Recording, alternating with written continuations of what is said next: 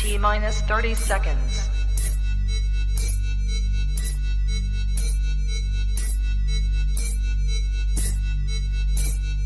T minus 20 seconds.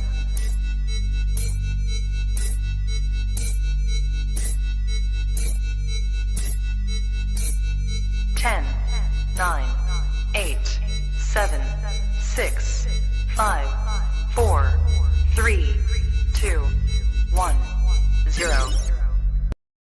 The following program is rated TVMA for language. We want everyone to be able to enjoy the program, but sometimes things happen, and we may say things that may be offensive to some or non-conducive to others. So in other words, shit happens. Oops. Niggas coming.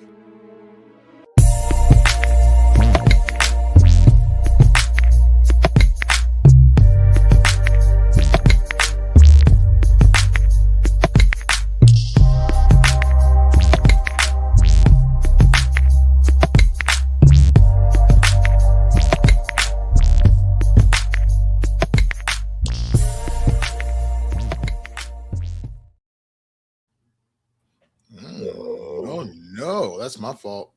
What up? What's good, everybody? Welcome to this episode of Blerds in the Hood. We are live. Thank you so much for joining us. I am the SwaggyBlerd, Winston A. Marshall.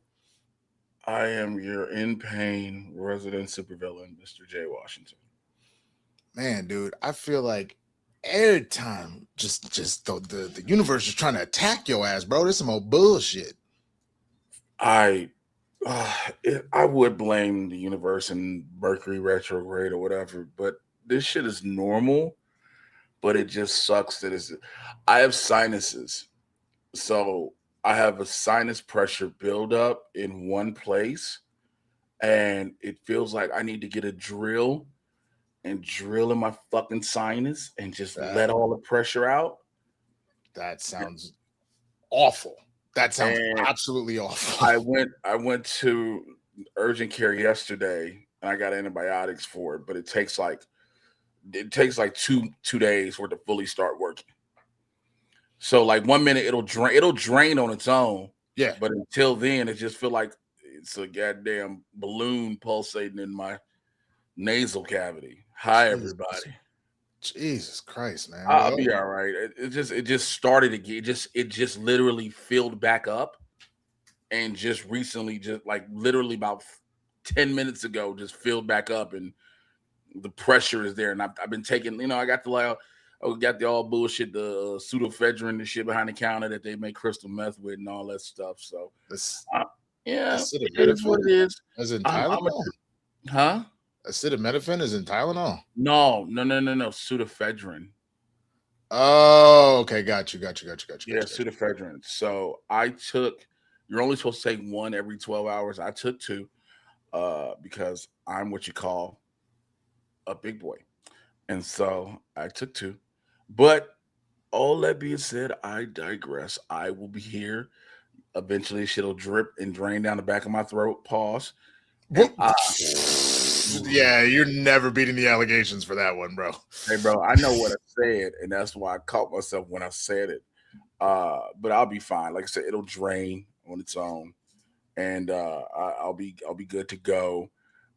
Thank you to everybody who is watching live, like he said. Thank you to everybody who's joined the Patreon. Everybody who's I'm sorry there have not been more social media clips up on Instagram. That is on me. I've been trying to figure out what to cut. The stuff I had written down, I can't find.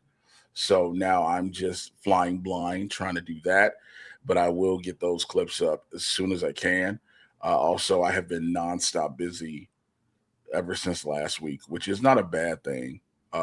It's a pretty good thing. But all that being said, let's get this going. Mr. Winston A. Marshall. My nigga. One more time. My nigga. Nigga. A nigga moment. Man. Nigga. My nigga. What you been doing? Man. In the end, yeah. It's all good. I'm doing all right, man. I'm doing all right. I had a good 4th of July weekend. We did our annual Palm Springs trip, man, and I will tell y'all that Jerry curl went off without a hitch. Hold on. As a matter of fact, if I can find a photo, I'll put it up I'll do it. I'll find it while Jay's talking because it'll take me a second. But it went off. It went off well, man. It was the break that I needed. I have already hit the ground running. You know, as most of y'all know, I work too many jobs. I got the day job. I got the various podcasts. I got auditions. I got this. I got my own channel. You know, I got wedding planning. I got a dog. I got all this shit that I'm trying to deal with simultaneously, man. And they were coming from a neck this week already. It's only been 2 days. There's an issue at work where my team specifically has not been getting phone calls. We normally get a decent amount a day. We haven't been getting them.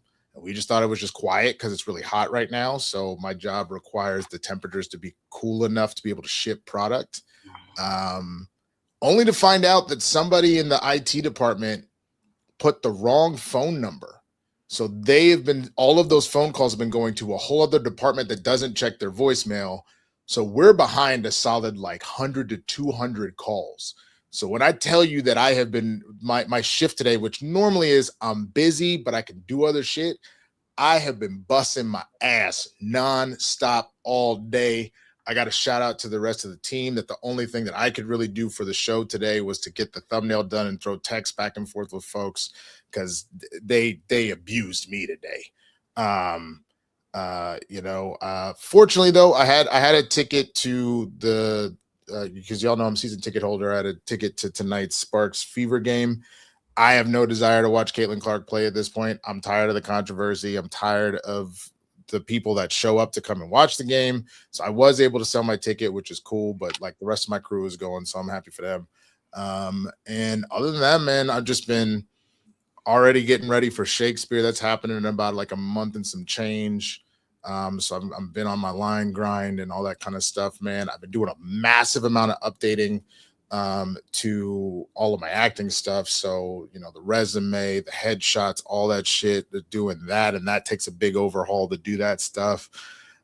Just ripping and running and running and ripping. But I am so grateful, and I can't reiterate to people enough, even if it's a small 48 to 72 hours, find the time to just try and unplug your brain for a little bit and just rest. Because if this week had hit me the way that it had, and I had not been coming off of like a small vacation, I don't know if I would have made it, bro, because I was already running out of gas last week. So I needed that shit, man. So I am very grateful and blessed to have had that happen, and I'm happy to be here, man. So now I have to ask my co-host, MrJayWashington. My nigga. A nigga moment. My nigga. What you been doing? I'm about the same. The same. I've been ripping and running nonstop for a while. My 4th of July, I went to like 2-3 different places. I had a little bit of fun. I'm not gonna lie, but it was just like I had a moment that had happened where for a hot second I had to get out of my own head where I didn't feel welcome where I was at because of certain people, and I just didn't feel well. But it was just a part of my head. So I had to get out of that. I have not, like I said, I've been dealing with this, and I think it started with the way the weather has shifted. Because for those who don't understand the Los Angeles part of weather, when you live in the San Fernando Valley, there's a different weather and temperature than when you go what's called over the hill into the basin of Los Angeles, West Hollywood, all those places like that. And so going back and forth, your body has to adjust. And so my sinuses was like, no, bitch, we ain't doing nothing. So that's that. I don't know if I told people, and I told a few people, I told like 3 or 4 people actually. And I think I'll tell it here.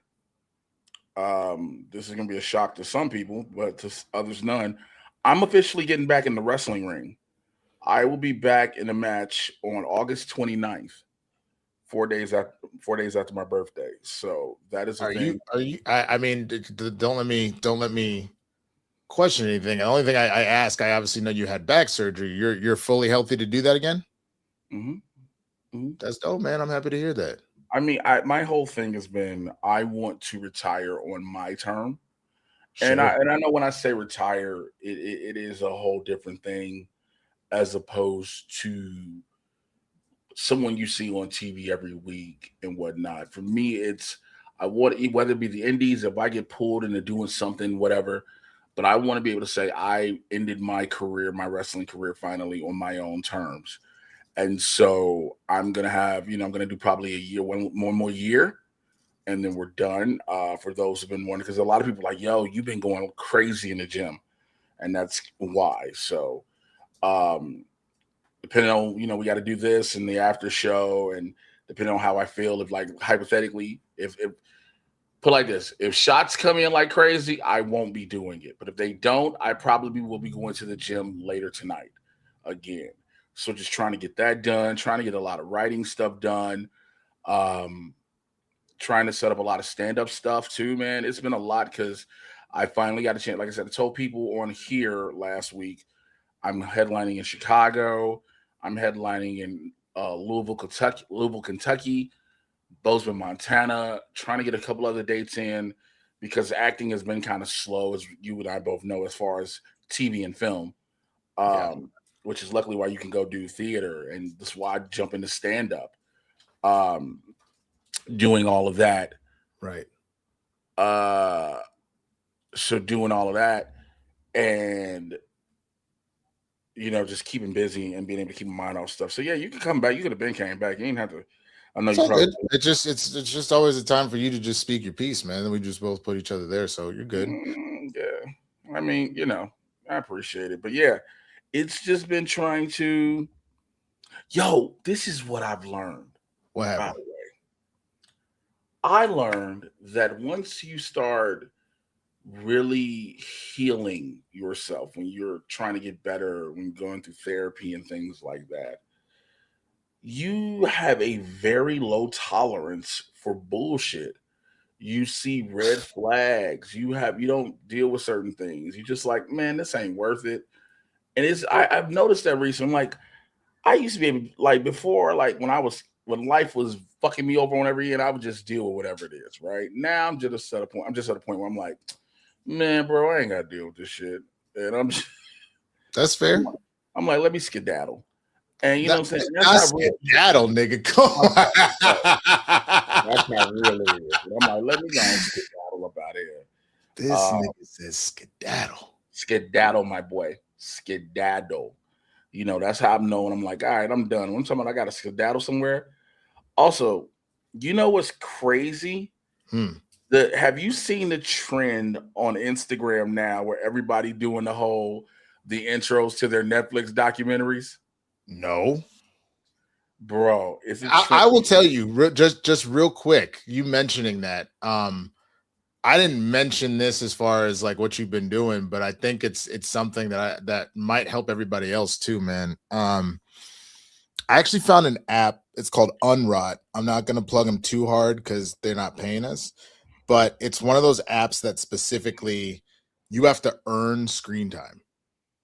You tell it what apps you need to just have locked away, and then you tell it the type of stuff that you would like to do to improve your life. So whether it's working out, being more creative, cleaning the house, whatever the shit is, and based upon the amount of time you're doing those things, you earn the screen time to be able to use it. And when I tell you it has given me back so much of my life, I don't think I realized how much I was just randomly doom scrolling on fucking Twitter or Instagram all goddamn day and not even looking at anything important, man. So like I do not know about these trends because I have not been on social media like that, man.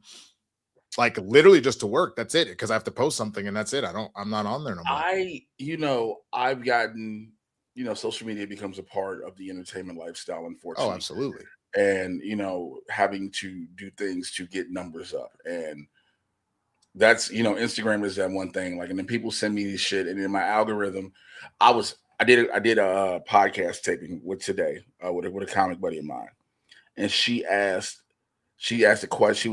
The question was posed: when it comes to dating, instead of just talking and telling people who you are and breaking down who you are and having that conversation verbally, the way you should try to see if you all are compatible is show each other your For You page. Nobody should see my For You page. Even though I haven't been using this shit, bro. It's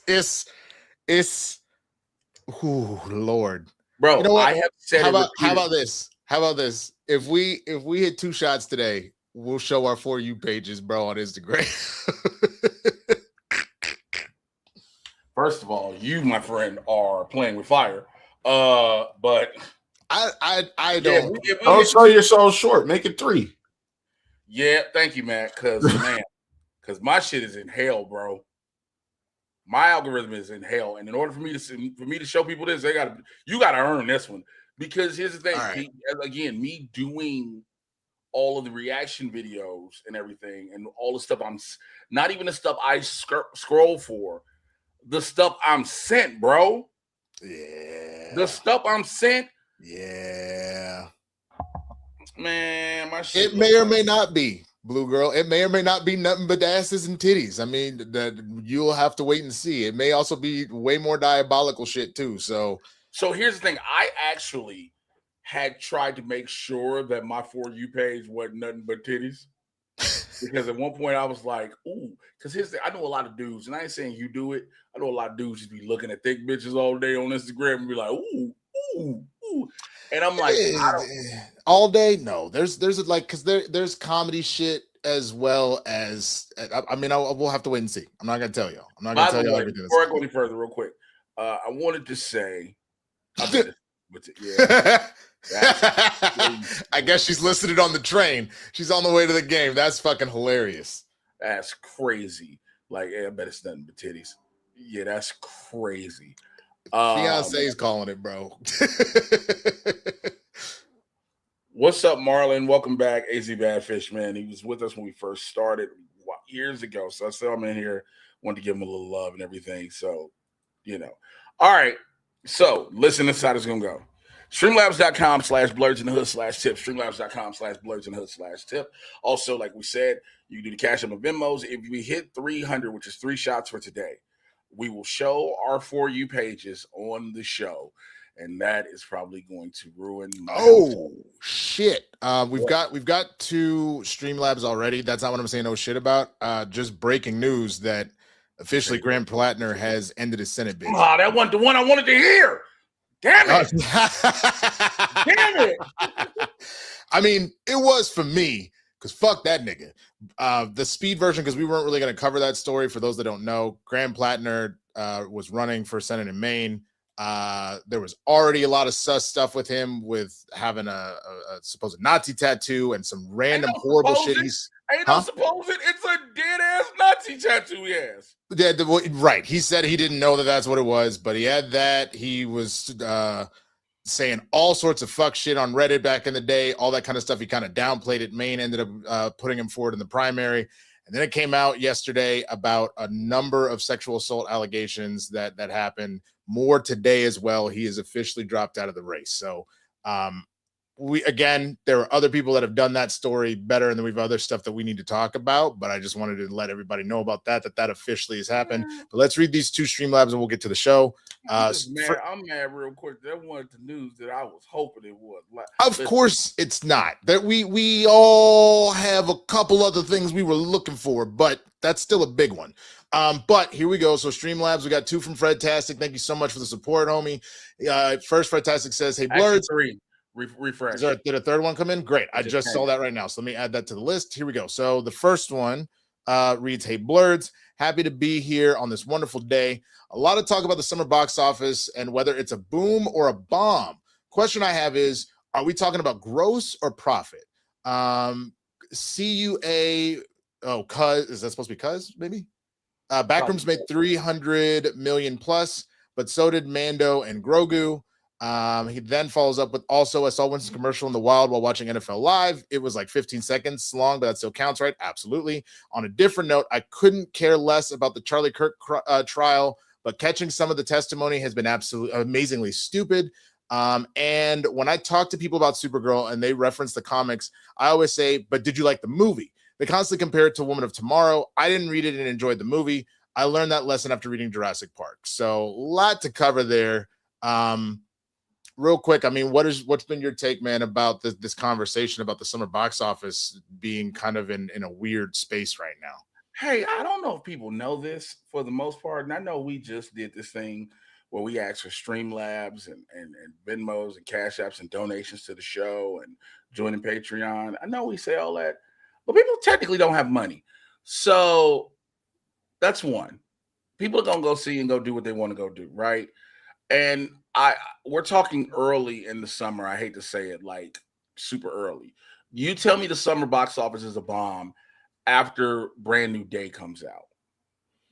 That's the thing. I would agree with the sentiment that we need to wait until the summer is over. I think the only thing that made people really take pause is the fact that Mando and Grogu didn't do what they thought it was going to do. That Supergirl did not do what they were hoping it was going to do. And the fact that Minions, which will probably bounce back this weekend, did so bad during the 4th of July box office, it made people go, oh shit, are things in trouble? You know what I'm saying? But here's the thing, and I want to say this real quick. First off, when people discovered with Mando and Grogu, when after all the reviews basically said it's just another episode. Once all the reviews said that immediately swayed people from going to the movie theater, right? When everybody was just like, well, this is just another episode of the show. Cool. Supergirl, I keep saying it and I will stand by it. Supergirl is about to be like the Marvels was. Supergirl is not going to do money in the box office, but when motherfuckers start watching it on HBO Max and everything else, they're going to be like, hey, this was good. I don't know why we did this, and we know what it is that's doing that, right? We know exactly what it is. We know it's all these Snyder Bros, lame-ass incels, et cetera, right? Minions is going to bounce back, but also the thing with 4th of July weekend this year, the 4th of July fell on a Saturday. It's not just that, man. I think the other thing that did it is like you said, with the economy of the place that it's in, and you're talking about a scenario where the East Coast, it was hot as fuck, so people weren't trying to go nowhere. And the World Cup is happening, and we actually had a lot of people show up and show out to watch those games. Like the numbers that they've been, because we've been hosting, have been so high. I think a lot of it just had to do with the fact being like, hey, man, I'm about to see if we can make this shit happen one way or the other. Or like, yo, this is my first time really watching Messi. Messi killing these motherfuckers. Bro, like, I know a girl who literally told me she dropped $5,000 on a ticket to be in Seattle, but couldn't go because her boss needed her to do something. No, she ended up going, she ended up going later, but dropped $5,000 on a ticket. So if that is indicative of what people are spending their money on, like everybody from the World Cup, it's not all the fans you see at all these various football stadiums around the country are not all just travelers and tourists from various countries. Yes, there are a lot that are coming into the U.S., but this is U.S. people because, again, it's the first time since 96, I think it is, that the U.S. has hosted. So people have been dropping money on these tickets. We always say people will pay for what they want to pay for. Which is true. And I think the other thing to keep in mind is the idea that, like, most people, it is cheaper for them to pay for something like that while the World Cup is here than to ever and be like, that's a once in a lifetime opportunity to give a shot, than to be like, I'm going to fly to Spain where the next one is supposed to be Spain, Portugal next in 4 years. I'm going to fly to Spain / Portugal, still have to pay those crazy prices for tickets. And I got to find somewhere to stay. And you know what I'm saying? So it's like, I can't afford that, but I'll swing it for this ticket this one time. And I'm sure the same thing will happen with the Olympics, that people will be more willing to like come to LA if they're in the States, because you don't got to get a passport and it'd be cheaper to do that than it is to try and go to, what was it? It was just in France or something like that. If I remember the Winter Olympics this year. Paris. So you know what I mean? Like I think that's the other element of it too, for sure. But yeah, I mean, we got to wait and see. I think the major movies that were coming out at the end of the day, obviously we mentioned Supergirl and there was a hope that it would and that Mando would, but the major ones were Toy Story, Brand New Day, and Odyssey. Those are the three real heavy hitters this summer. If they don't ultimately bring in bank, then I would think we're looking at some serious trouble. So Winston, real quick, I want to add to that point for you real quick. Brand New Day is tracking for over $500 million opening weekend. I don't know if you guys are aware of that. Crazy. And you mentioned Toy Story. My other point was going to be Minions has to actually compete against Toy Story because there's more than one family movie out, and people are going to rewatch Toy Story rather than go see another Minions film. So, yeah, that's all. I mean, that's all fair, man. So other stuff that was said super quickly, just to cover it. The Charlie Kirk trial, I heard a little bit about that today. That's going to be a zoo. Zero fucks about that trial. That's going to be a zoo. That's for sure. We can talk about that later when it really gets underway. But we're not doing that today. And then what Supergirl, comparing it to the comic first. I mean, again, we'll wait and see what happens when it comes out on digital. I said that I enjoyed the movie, but I said that there were pacing issues, and that I did not like Krem, and I thought they could have done a little better with Lobo. And I don't think that that's necessarily Momoa. I think that's maybe what Momoa was given to do with Lobo this time. Well, ultimately, I'm curious about Jay's opinion when he finally sees it. But we had one more super chat come in, Streamlab come in from C. Lopez, who says, what do you guys think of the Drewski Joe Jackson skit? I think it was Drewski doing what Drewski does. The fact that it's done on a live stage.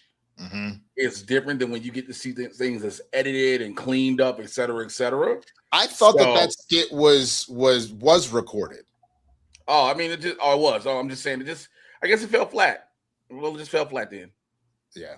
So either way, man, thank you so much to everybody that sent that in. We appreciate that. Keep sending them in. Let's get to the actual topics we got on the run sheet, man. We got to talk about it. The Emmys have officially dropped their nominations, man. Yeah, I was trying to I didn't make an asset for it because I was, that's done. Yeah. No, Matt took care of that. Matt was all over it. Shout out to the producers for getting that shit up there, man. But there's a lot going on with the Emmy nominations. The Pit has led the way with another 25 nominations. That's 12 more than the total that they grabbed last year. Noah Wyle and Catherine Lanasa, who won in lead and supporting last year. What the hell is happening right now? Why is that there? Okay. Noah Wyle and Catherine Lanasa, who won in lead and supporting last year, will try to go back to back. Lanasa is one of 4 actresses from the Pit in her category. Hacks followed close behind with 24 nominations, a record for a comedy in a single year. Jean Smart could win an Emmy for every season of the show, which in all honesty, she should. That show is absolutely fucking phenomenal. What? And I fell off and didn't watch this last season yet. I'm gonna watch it. You should, dude. They did an incredible job to close it out. But some of the snubs: Shirley Roth from Abbott Elementary, no nomination. Jeremy Allen White and Eben Moss-Baccarat, no nomination. The Amazing Race, record 10-time winner, 7 wins in a row. Did not get one. The first time the show has been eligible and not nominated. Daveed Diggs was not nominated for The Boys. Hot Ones was not nominated, but there were surprises. Yahya Abdul-Mateen II was nominated. Real quick. Let me ask a question because I don't want you to run through these real fast. Here's a quick question. Is Daveed Diggs not getting nominated really a snub? It's a good question. Is it? Because I know it's Daveed Diggs, right? We know. Yeah. So you're saying just off a name alone, you personally feel that would have the calling it a snub is because of his name, not because of the performance. He was barely in the season. He was, but he wasn't being nominated for lead. He was being nominated for supporting, as far as that goes. Yes, but also when you look at everybody else that they had to look at.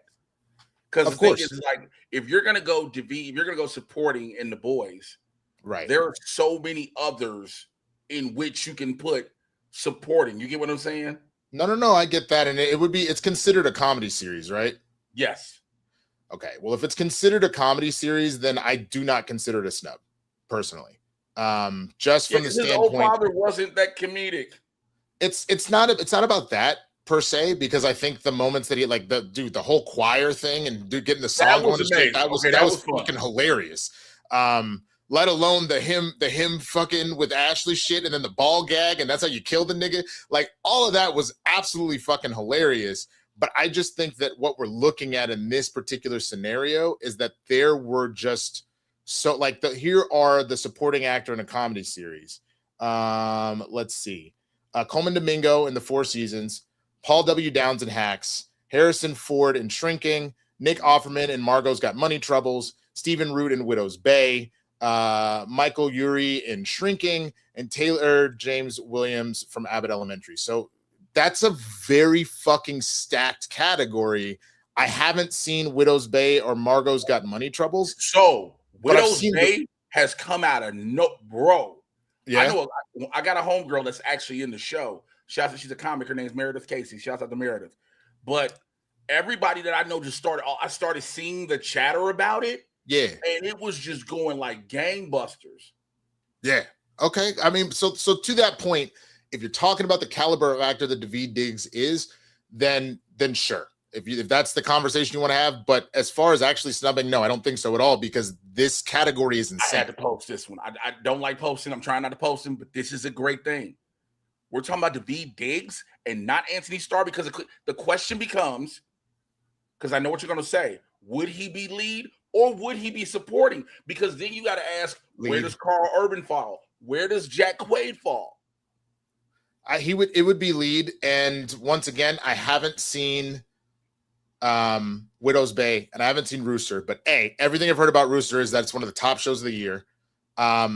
B, you just told me about Widow's Bay, so if it's that good, then you know Matthew Reeves like that. There's that as far as it goes. Mm-hmm. Yaya was infinitely better than Anthony Starr in my opinion, just 1 for 1 because he got it for a comedy series for Wonder Man, and then Only Murders has been consistently in that. And then Jason Segel for Shrinking. Again, Shrinking is fantastic. So I think it's just a very stacked year in television. So I'm not necessarily surprised by that. Hey, man, I'm not. I just want to say this real quick before it gets out of the way. Euphoria was nominated for 7 Emmys this year. Just want y'all to know, a nigga's in an Emmy-nominated TV show. All right, we go back to whatever was it nominated? So here's my question. Was it nominated for drama series? Let me double check. Yes. If it was, then hooray, good for you. If it wasn't, if it was just for individual people, nigga, you don't get to claim that. That's not how that works. unless Coleman was nominated, it was like, hey man, Coleman could have done that if he didn't tell me to put my dick on the motherfucking wall. If that's what you're telling me. Coleman actually is nominated. Not for Euphoria though. He is nominated. No. He is nominated for Euphoria. Let me hold on. Lead actress in a comedy, lead actor in a comedy, lead supporting actress in limited. How did I already get to supporting? Where did it go? Whoops. Lead actor in a he was not. I said unless it was under supporting. Oh, yes. Son of a bitch. Okay, my bad. Hold on. If that's the case, then you deserve some of that street cred because, bro, if he didn't tell you to put the motherfucking dick on the wall, I don't know if he gets to do it. No, it was not. I'm looking at it right now. That was not what he was nominated for. He's nominated for Euphoria. He is not nominated for Euphoria. Yes, he is. Did they move it to limited series? Because I'm looking at it right now. The outstanding supporting actor drama series is Patrick Ball for The Pit, Billy Crudup for The Morning Show, Sean Hostoy for The Pit, Garen Hallwell for The Pit, Jack Lowden for Slow Horses, Tom Pelfrey for Task, and Carlos Manuel Vesga for Pluribus. Outstanding he was nominated guest for something actor in a else. drama. That's what it is. He was nominated for the 4 seasons. It's outstanding guest actor in a drama series. That's what they put him as a guest actor, even though I really get annoyed when they be playing them tricks like that, bro. Yeah, because here's the thing. But you know what? It's actually smart. Here's why. I understand what you're saying, but you got to think about this. If you put somebody in a certain category, sure, when you know potentially it's loaded, yeah, you run the risk of them just getting bumped out. But if you submit them for a different category, sure, where they have an opportunity, it goes back to the year of the Oscars after Chadwick passed. Remember that for Judas and the Black Messiah, because there was this given, and I use the quotes, given that Chadwick would get it posthumously for Ma Rainey's Black Bottom. Sure. And so they put both Lakeith and Daniel Kaluuya in supporting, right, to allow him to have Best Actor. Right. I get it. I think there is a part of me though, because this same conversation came up. I'm obviously happy that Viola got her Oscar, but there was a whole conversation about how specifically Fences really is a split lead movie and they should have put her up for lead actress. And in my opinion would have won, but same thing. They decided to hedge their bet and be like, well, we know she'll clean house in supporting actress. Mm-hmm. There's a part of me that just feels some type of way about that, especially if this ain't a scenario where it's like, bro, you would have lost. She would have handled that shit. But I guess if I remember that year in particular, I believe Meryl was up again, and maybe there was this weird thing of like we didn't want her to go up against Meryl, but whatever, man. Mm-hmm. Oh, I'm letting Jay have it now that I know that Coleman actually was nominated for Euphoria. It's just that he was nominated for 4 seasons as well, and I thought that that's what he was confusing it with. So, oh no, absolutely not. No, I wasn't gonna take credit for his. I wasn't gonna take part in that. I mean, again, Euphoria has 7 nominations. Yeah. Let me see. Hold on. Let me since we're gonna talk. You know what? I got to do this because I've never gotten a chance to say Euphoria. I mean, I have it open. What do you want? No, I want exactly Emmy nominations 26. I'm gonna go ahead. Euphoria is okay. So the 7 nominations include Outstanding Lead Actress in a Drama Series, Outstanding Guest Actor in a Drama Series, Outstanding Cinematography for a Series, Outstanding Picture Editing in a Drama Series, Production Design, and Contemporary Hairstyling. So hold on. Here's the thing. Outstanding Cinematography for Marcel Rev is for In God We Trust. Outstanding Picture Editing for a Drama Series is for In God We Trust. What is In God We Trust? The main episode that I am in, bitch. Oh, I'm sorry. Just out here putting your dick on the wall. That's really what.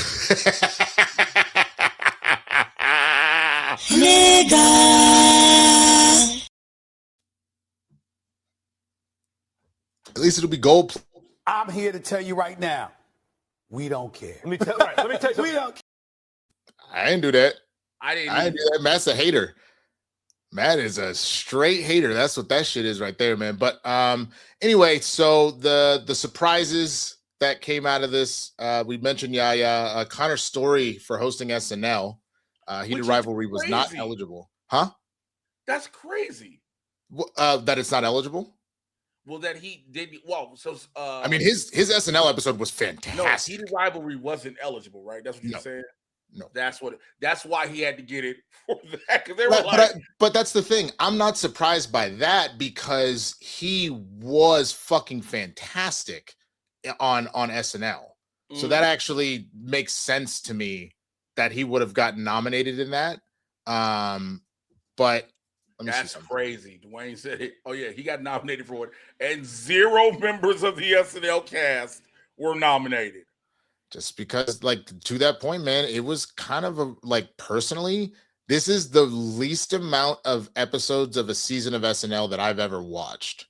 The big exodus that they had out of last season kind of made me go, we'll see if I actually turn around and watch this. And there were moments that were funny. Like I would catch most weekend updates, but I would normally catch them on the internet. But for the most part, the Connor Story episode was one of the few episodes that I watched. And that was pretty it, man. But he crushed it that episode. That episode was great. I'm having fun with this. And I know we were supposed to talk about some other political shit, but I'm having fun with this. Why'd you say that after the Exodus? Because an Exodus happens roughly every season. And you said something that kind of rang a bit, that kind of stuck out when you said, you saw this Exodus and you're like, oh, I don't know if I'm gonna watch it. That always happens. There's always an Exodus. I mean, there is, but this was a big one because you lost Edgo, you lost Heidi, you lost Emil, who honestly was very good, but they didn't give him as much time to develop.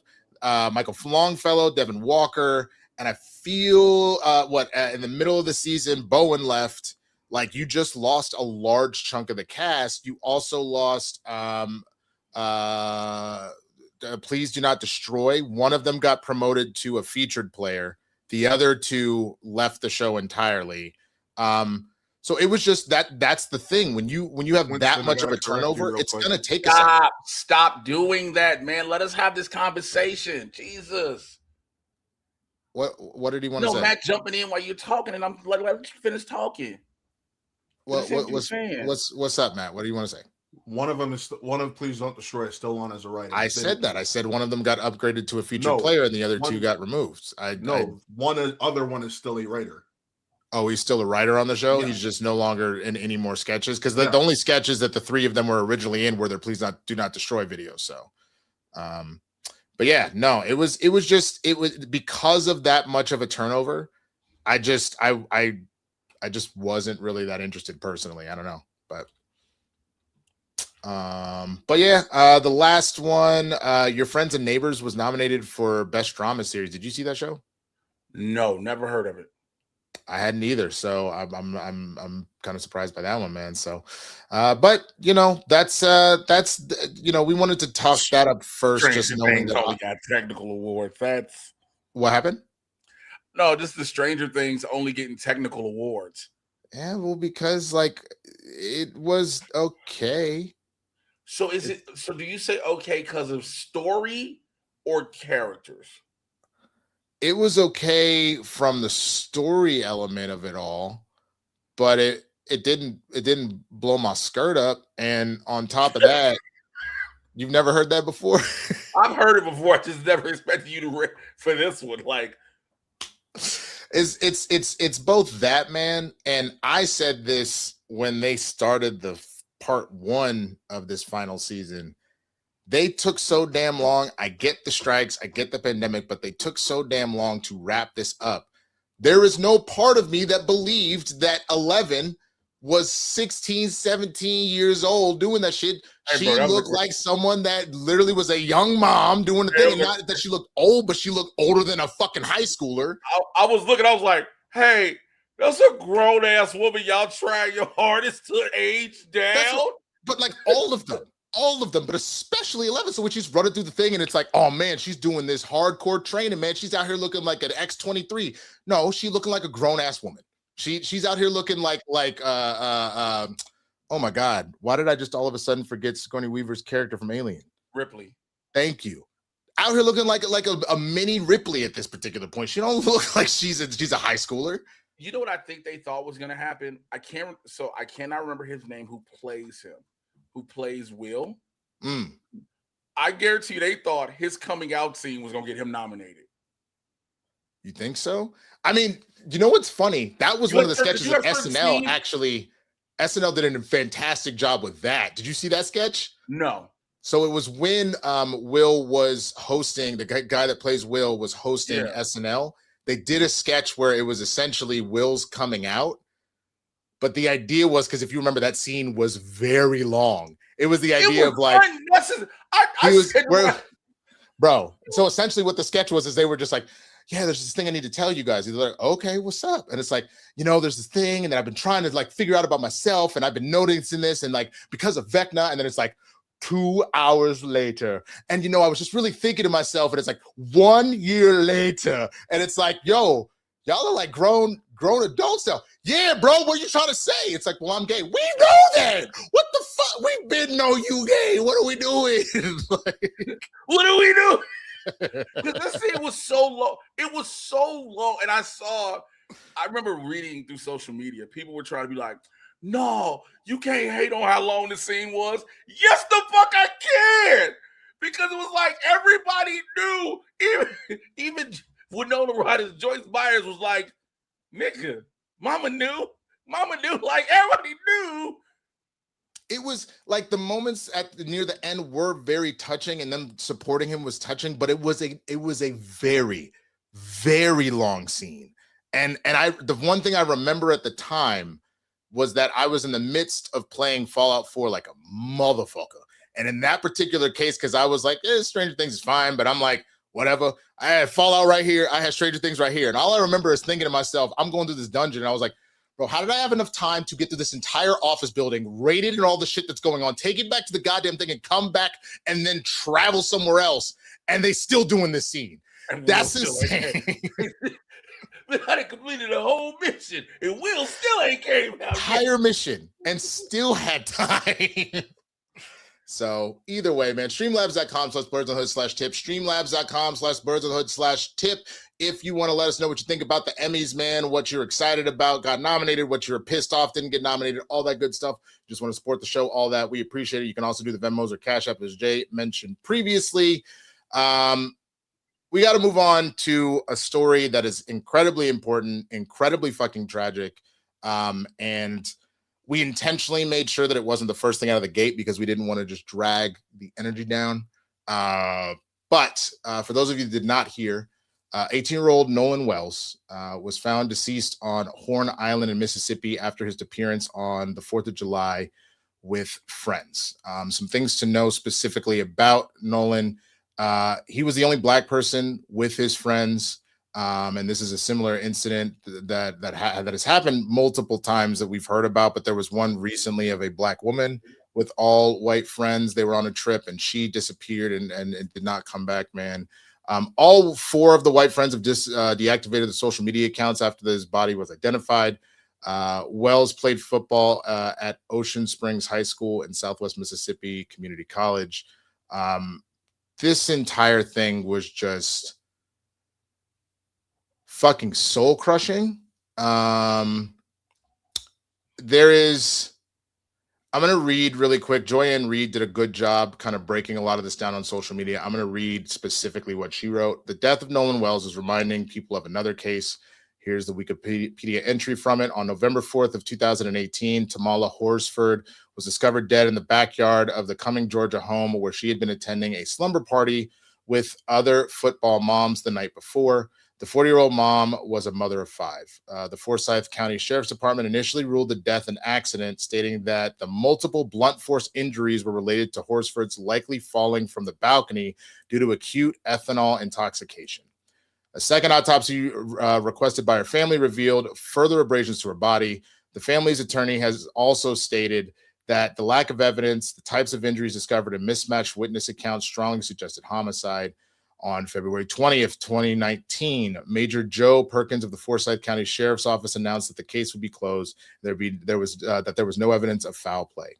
The relationship between Horsford's race and her death has been a subject of controversy and debate, and a race-based dimension to her death has been implied by family and media. While the official investigation concluded that her death was accidental and not racially motivated, some have argued that her race played a role in the events leading up to her death in an investigation that followed. So here's the thing, that there's a reason why even in 2026, things like stories of Emmett Till and things like that come up. There is a reason why a movie in 2017, like Get Out, is so poignant.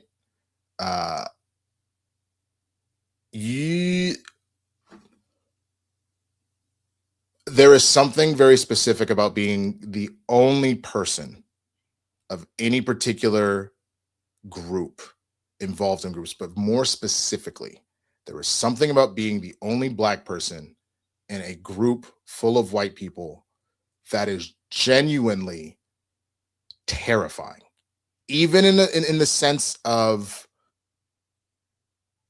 you have known these people for a while, you think that you're safe. Again, that's why Get Out was such a poignant movie, is that you never fucking know. There is no inkling of a doubt in my mind that Tamala Horsford was murdered, and there is no doubt in my mind that the same thing happened to Nolan Wells, man. This shit is fucking insane. My heart is genuinely broken about this story. It puts its own level of just fear in me, just from the standpoint of, I grew up in white suburbia, and the number of times it was just me or maybe 1 or 2 other Black people, and that this is a genuine fear of something that could have ultimately happened. And And the fact that most likely we will probably never see a true answer as to what happened, nor see any sort of justice as to what happened, is the thing that will haunt me in regards to this story.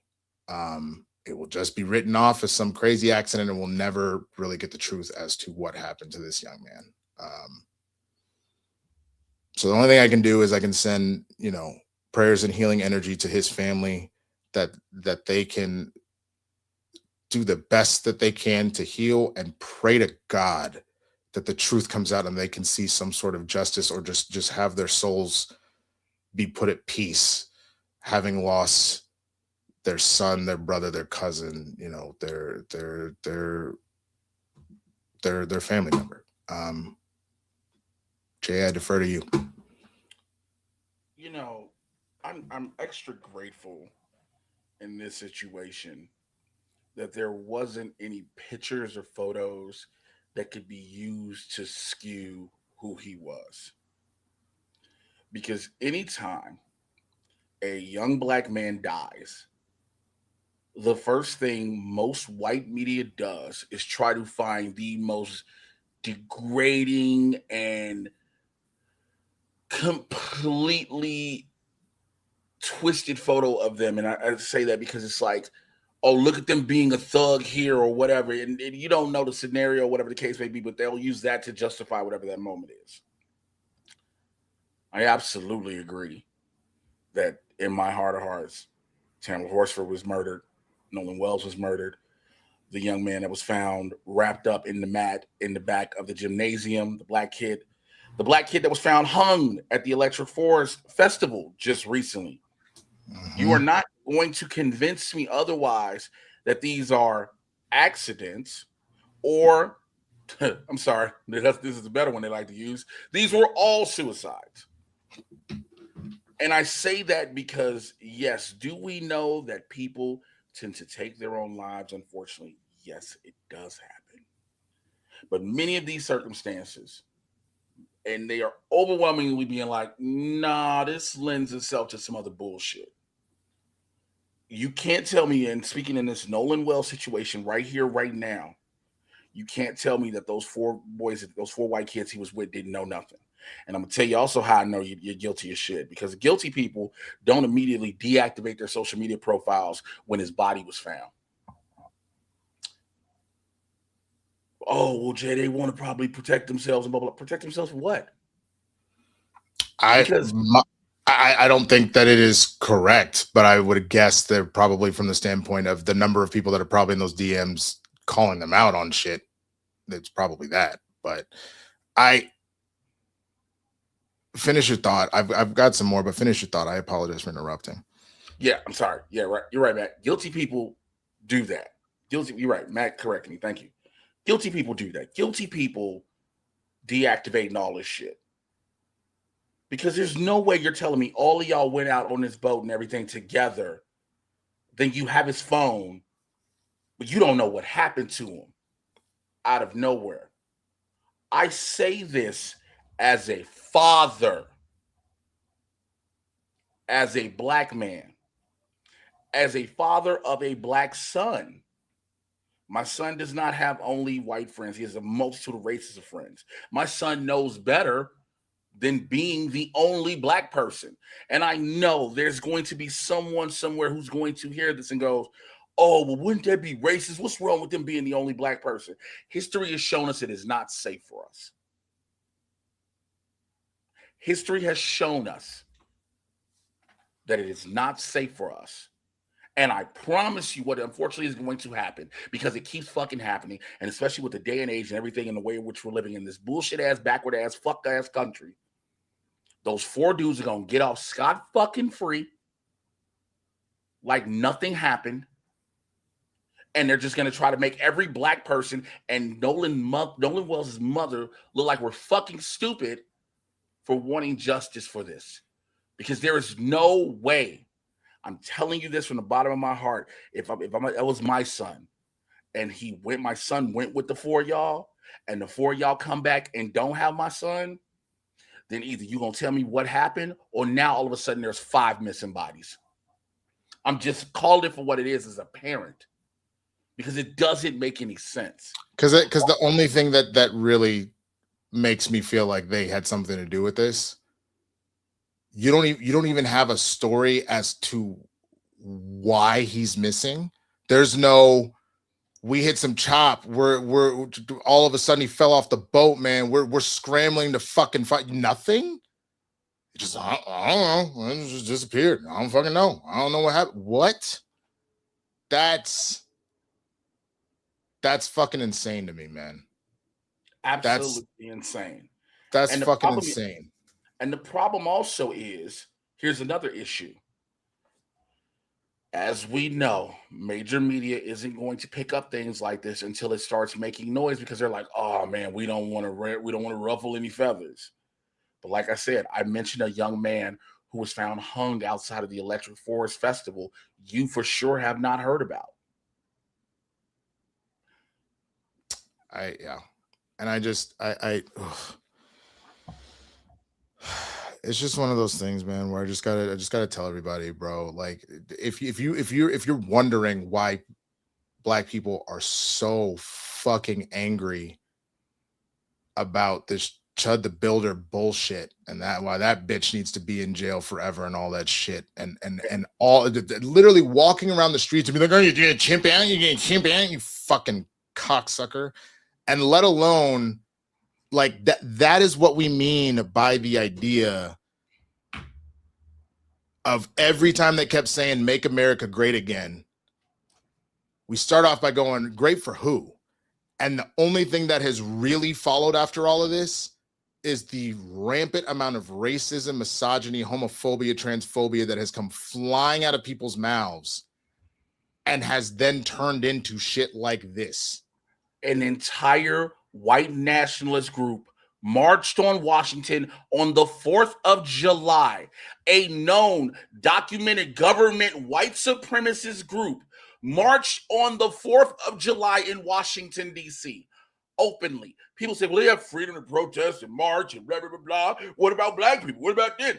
A white supremacist known hate group, which is documented by the fucking FBI,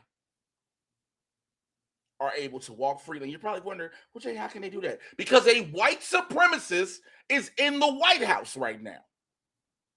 Well, aren't all of them white supremacists? Some we may not have known about, but this one is openly a white supremacist. This one is openly a racist.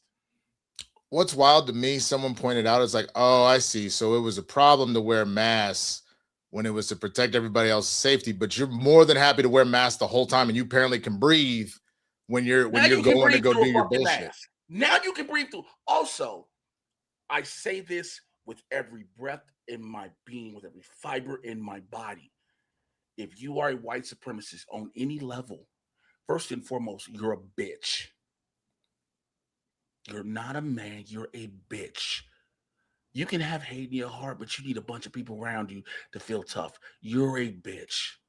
Now, when you add the fact that you're that much of a bitch that you want to cover up and conceal your identity, but you're so tough, be tough without a mask. You're a bigger bitch. There's no other way to say it. White supremacist dudes are all a bunch of bitches because they want to go in areas where they're like, well, we know, hopefully, the police will come in and protect us and blah, blah, blah, blah. If you hate so many of these certain races so much, if you have this disdain in your heart, how about you do this thing? Prove to me you're not a bitch. Prove to me. Prove to Jay Washington you're not a bitch. Go to these communities. March in these communities. You bad. You standing 10 toes down. Go march on the south side of Chicago. Go march through the exact parts of Memphis. Go do that. But y'all don't do that. To answer, let me change the tone because I'm a little bit upset. And Fred Tassi just made me smile with this one. He would know because he keeps the track better than I do. We are currently $60 away. But it's you're all bitches. They don't march in the communities that they say they hate. You want to get rid of all type of Latinos, Mexicans, immigrants and stuff, but you don't. The communities they go in, the ones that have the little small communities where they're already terrified. They never go into communities where people are like, come through. Come do it. They got their ass. What they don't talk about, and we talked about it for a very brief second here. They got their asses ran up out of Compton trying to pull that shit. Yeah, but I'll tell you, man, it's funny because I had somebody say to me the other day, they were like, "Hey, why don't you LA's so expensive, man? Like, why don't you just move to the South and stuff like that?" I was like, for a couple of reasons, and considering all of these are happening in Mississippi, in Georgia, all that kind of stuff. It's why I'm in no rush to move back to Texas or to move anywhere in the South right now, even if it's a cheaper place to live. Just from the standpoint of, in the same way that there are people that aren't leaving, there are women that aren't leaving blue states because heaven help them if something happens and then they don't have access to fucking healthcare. Unfortunately, I'm paying a premium to at least feel some form of safety. Now, that's not to mean that this shit couldn't happen here. Of course it could, but the odds of it happening diminish greatly because of where I'm at versus if I were to go somewhere else. So streamlabs.com/blerdsndahood/tip, streamlabs.com/blerdsndahood/tip. If you have any thoughts or feelings on this story that you want to get off or you want to support the show, please go ahead and do that now. But we're going to keep it pushing. Shit, man. I figured he would do this. I really appreciate that, Fred-tastic. Here we go. He sends one in. He says, "I love you guys. I grew up in Austin when the Klan marched often on the holidays." And That's now Austin tries to be so purple now, right? And it is, but it still has it. It's still Texas, and that's the thing. That's the thing. I will cape for my state in so many ways, but specifically the cities. But I'm not going to sit here and pretend that white settlement Texas doesn't exist. I'm not going to pretend like there aren't a shit ton of sundown towns in Texas that exist. And I can say the same thing about here in California. The only difference is, I'm not really leaving outside of those major cities. So it's not something you have to worry about quite as much. But there's obviously a lot of red here in California the minute you get outside of, say, a Los Angeles County or anything else like that. But yeah, so I'm going to say specifically, man, rest in peace to Nolan Wells. May you find peace and may your family find justice, my man. Cheers.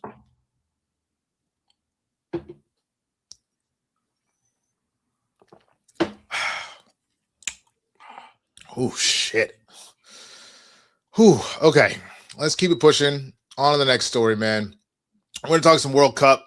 But we got to talk very specifically about what went down with the USA in the World Cup, because the Trump curse is very alive and well. Once again, Trump decided to touch something and it turned to shit. Team USA was eliminated from the World Cup after an embarrassing 4-1 loss to Belgium. See, I helped the best team. That's hilarious. The best football team in the world. Hilarious, man. So this comes because in the match, in the round of 32, Florian Boligan, who was our top striker, got a red card. He got a red card when they were playing against Bosnia and Herzegovina. Ultimately, what ended up happening is, as that red card went down, that meant that he was going to be suspended for the next game. Donald Trump decided to add to the controversy by claiming that he personally asked the FIFA president to review the suspension. FIFA maintained the disciplinary process was independent and ultimately allowed suspended Boligan's suspension. They put him on probation for a year, saying that at any point, if he does anything else in international play to warrant another red card or anything like that, that the suspension would come back into play. There were people all over the world absolutely furious by this because FIFA has never and will never beat the corruption allegations about the bullshit that they constantly do. But knowing that we're here, all the indictments in the U.S. Yep. But knowing that Gianni Infantino, that's the FIFA president, he was the one that ultimately decided to give Trump a FIFA Peace Prize. For those that are not familiar with the FIFA Peace Prize, that's because it's fake. It was made up by FIFA. because Trump kept going on and on about how he wanted a Nobel Peace Prize and they would refuse to give it to him. So he said, we're going to give you one. And they just made one the fuck up. So they clearly have this whole thing going on. And if you go and look at the connection between Trump and Infantino, you had multiple scenarios where Trump was being courted by Infantino to various things, but then Trump was also inviting Infantino to things like his, little redneck match on the White House lawn. He was invited to UFC Freedom 250, all that kind of stuff. Now, that being said, getting back to the game again, Belgium, who was fucking furious, whooped that ass. They won 4-1, and it was so much of an ass whooping. I don't know if you guys pulled the asset for this. I pray to God that you did. Somebody deleted the one I put in. Okay, I have it saved on Twitter. I will pull it up. I will pull it up real quick, and we'll just do a screen share. So one of the things about it is that as Belgium proceeded to continuously get in that ass, they ultimately decided to do the Trump dance as a celebration after their fourth goal being scored, but then turned around and went into their locker room and were all doing the Trump dance, mocking the USA and specifically Donald Trump for the corruption that was going on. Oh, but you forgot the best part. The leading scorer for Belgium, a black man in Belgium, after they won, and even the Belgium Instagram post said, overturn this. Hold on. So here's all of them. And then what's so funny is FIFA has been scrambling to get people to pull these videos of them doing the Trump dance because again, his favorite butt buddy is out here in these streets. They're making fun of my best friend.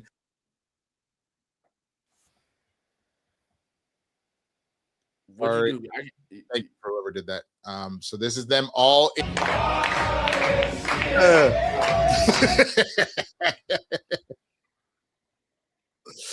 Oh, why is that happening? They said the goal scorer did it out there every day. Look, bro, the dude that ended up having his knee fucked up and was on crutches, that nigga turned around and was doing the goddamn dance, bro. But so this is the thing that killed me. There were two other major things that went down. Here's the first one is there was a lot of memes going on, right? So the first thing that went down is you had immediately Iran put out a Lego fucking look at this. Before you play it, hold on. Pause it. Let me say this real fast. Iran, we are supposed to be very anti-AI here, which we are. We'll say that, okay? I am very anti-AI. I will always bring up I was on picket lines against AI. I will make sure I say that, okay? However, Iran and these motherfucking Lego videos. They have been fantastic. They've been phenomenal.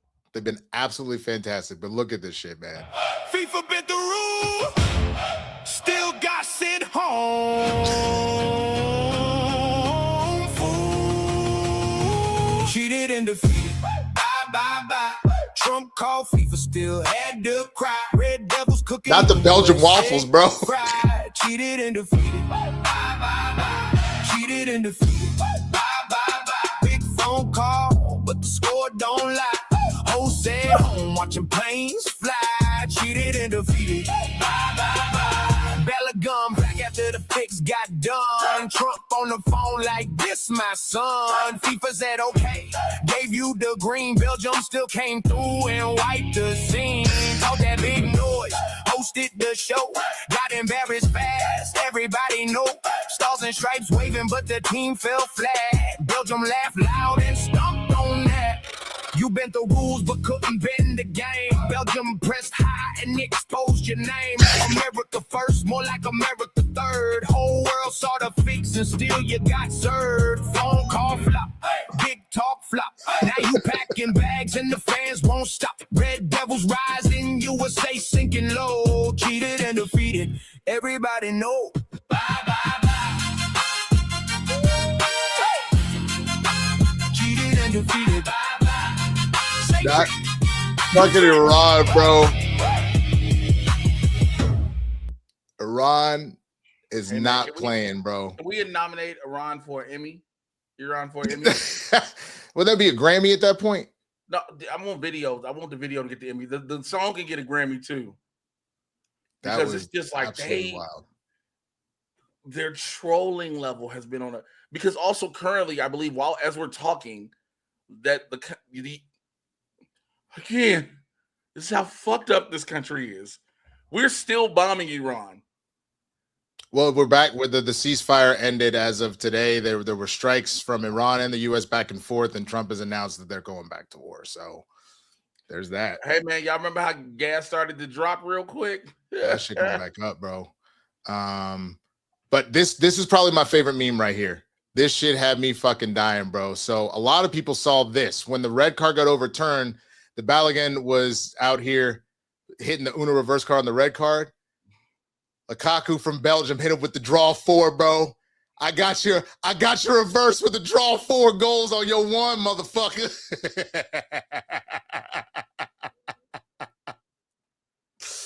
Oh, the memes have been so fucking fire, bro. It's been absolutely crazy. So, whew, Lordy Jesus, man. Well, now but it's all the colonizers now that are left in the world, which is crazy.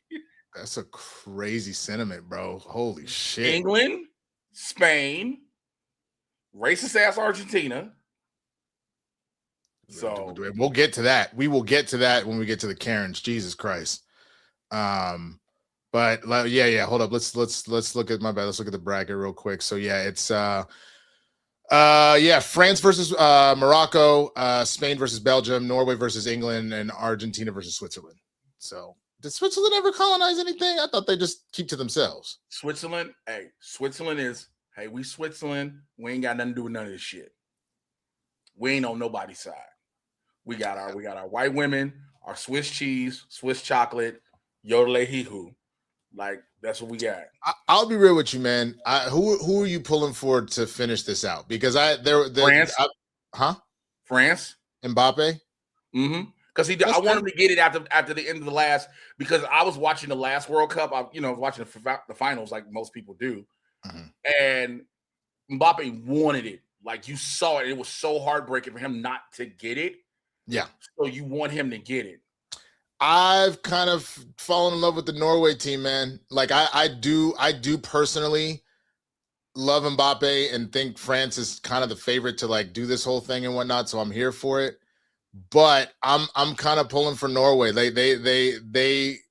Heelan won me over, bro. He was out here having old Thor. You talking about old Thor? That's what I'm saying, bro. Like the fact that they're out here with memes be like, bro, they thawed this motherfucker out of an iceberg to come win this World Cup. Like he's just out here. Nigga did everything himself. The nigga was like, I got to win the whole game myself. I got to do this myself. But dude, then like even their whole thing of doing the whole row whenever the roo, like whenever the whole of the fans together as they're beating the drum and shit on some Viking shit. Dwayne just fucked my head up. Dwayne said, what happened? Because again, if you know how Dwayne talk, you can just hear shit in his voice. Nah, the Swiss are fucked too. He said all the money in the banks is from slavery. Oh shit! I forgot about that. Well, you know what? Okay. Yeah. But we will see what ultimately happens, man. Where this all goes down. Again, there are 4, 6, 7, 8 games left. We are in the quarterfinals, got the semis, got the third place in the finals. So we are almost to the end of this epic LA has one more. I think the last game for LA is Friday. I believe so. The 10th is the last LA game. Yeah, I believe so. So that the very bare minimum will stop being so busy around here. I'll tell you that much, man. But I will miss. I mean, obviously Mexico's been out now since the weekend. I damn miss all the Mexican fans, bro, just having the time of their life. But it's also all of them women. Oh my God. Oh my Jesus. Oh my God. All of the Latin women, but specifically the Mexican women. Oh, sweet Jesus, bro. Let me say this clearly. I was out Sunday night.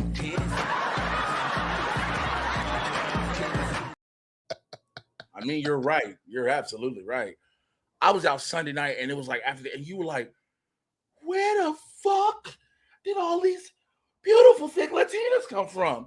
Now, I want to make sure I say something, too, after saying that statement here on this show. Jay Washington, will never put thick Latinas ahead of black women. Unlike certain people that are associated with it. Nope, because I feel like I need to say it. I don't think anybody was ever implying that. That's not what you said. What you said was, where did all these thick-ass Latinas come from? That's what you said. That's a very specific statement. That wasn't, where are all these thick-ass Latinas that I put above every other type of woman? That's not the words that came out your mouth. You were allowed to appreciate, my nigga. Come on now. Okay, I just want to make sure. I'm near married. I can appreciate shit. But here's the difference. Your Beyonce appreciates with you, nigga. I watch your Beyonce go, damn, these thick ass Latinas. And I'm like, I need a Christian in my life. But I was like, yo, do y'all need consoling? Like, you need to, I got you. Oh my God, man. But some of the other stuff that has come out of the World Cup, obviously we talked about a lot of it. The US's only goal came from Malik Tillman off a deflected free kick. As Kev on stage put it, you need a nigga named Malik on your team. I mean, he's not wrong. But this also extends the US's This loss extends the US's wait for World Cup quarterfinal appearance. The last one happening in 2002. So yeah, I guess that's my question. Do you think if we had more Maliks, we would have done it? Because, I'll tell you this much. That the MAGAs have flown out the woodwork. They were so quick to be like, yeah, Trump got our dude in there. He doing the shit. You know what I'm saying? And the minute the USA look, hey, man, Balogun needs to be motherfucking deported, they instantly went to deport him. Which is fucking insane. Because it was so interesting that he was all of a sudden fighting for Balogun in the sense of the only reason Balogun was able to play for the U.S. in the first place is because of birthright citizenship. Because you had a scenario where his mom was too pregnant to actually leave, so he ended up being born here. Because he could have played for 3 countries, and he chose to want to play for the U.S. in this World Cup, man. So it was huge to have him, and he was the main reason. Because you know who was ass? Like just straight up, just Magic City cheeks. Is fucking Christian Pulisic, bro. They kept going on and on about how he's supposed to be this big deal. I have to give Dwayne credit. Dwayne was like, "No, bro, he's not." He got hurt. So look, hey, but you know what he said though. You heard what he said after he lost. No, what he said? He goes, "Well, it's sad that we lost, but at least now I can rest." And even though I don't fuck with Carly Lloyd, now that I know that she MAGA as fuck, or Lawless knowing that he's hella MAGA and shit like that, they both are like, "Motherfucker, you should have been playing till your leg fell off. What the fuck you mean now you can rest? You could rest when you dead. You could rest when you retired. What the fuck you mean now you can rest, bitch? You should be upset that you lost the World Cup." My issue is this, and I know, again, I try to look three-dimensional, and when I say that, to think of what people will say in response to what I'm going to say. The majority of players for Team USA on that field were black. And I knew it in my heart before it even happened. I said, if they lose, all of a sudden, all this patriotic pride, all this cheering the boys on, all this USA all day, all the way, all that shit's going to go right down the drain, and they're going to go back to being niggers. And that's exactly what happened. You all, like, people in this country, the most racist motherfuckers in this country, love to say, we're not racist, we support these people, blah, blah, blah, blah, when they're playing for you or doing things that benefit to hopefully make you look good. But the moment they lose, like Winston said, deport Balogun, it's all this other crazy shit. I always go back to the Cam Newton New England Patriots situation. Always go back to him. I missed this, and then we're moving on, bro. Mac Jack Attack, bro, said Holland's nickname apparently is Majin Buu. That's hilarious, because that means that's full chaos, and he's about to murder everybody for fun. That's fucking insane, His nickname is Majin Buu? His nickname is Majin Buu. That's wild. I wouldn't want to play against a nigga whose nickname... Dude, do you remember that Majin Buu's signature attack was the human extinction attack, bro? They said, they go, hey man, I know you hungry and shit. You want a good fight. What you should do, like Piccolo did some fuck shit. He goes, there's hella humans on Earth, bro. You should go kill some more. They're like, Piccolo, what you doing? He's like, all right, we got the Dragon Balls, nigga. Just like let him do this so we can buy some time. Let him do this. So Majin Buu goes, okay. Puts his hand up in the air and fires a beam that tracks every human on the planet. He goes, I call it the human extinction attack. Now, where the fuck my fucking fight at? I was like, oh my God. Because you didn't think this nigga was just going to be like, I got it. You're like, I'm sorry, what just? No, sir, listen. This is a misunderstanding. Nigga, this be me and Majin Buu. Look, there was a misunderstanding. I didn't mean what I said. You know, you took it a certain way. Can we reschedule? Like, can we reschedule?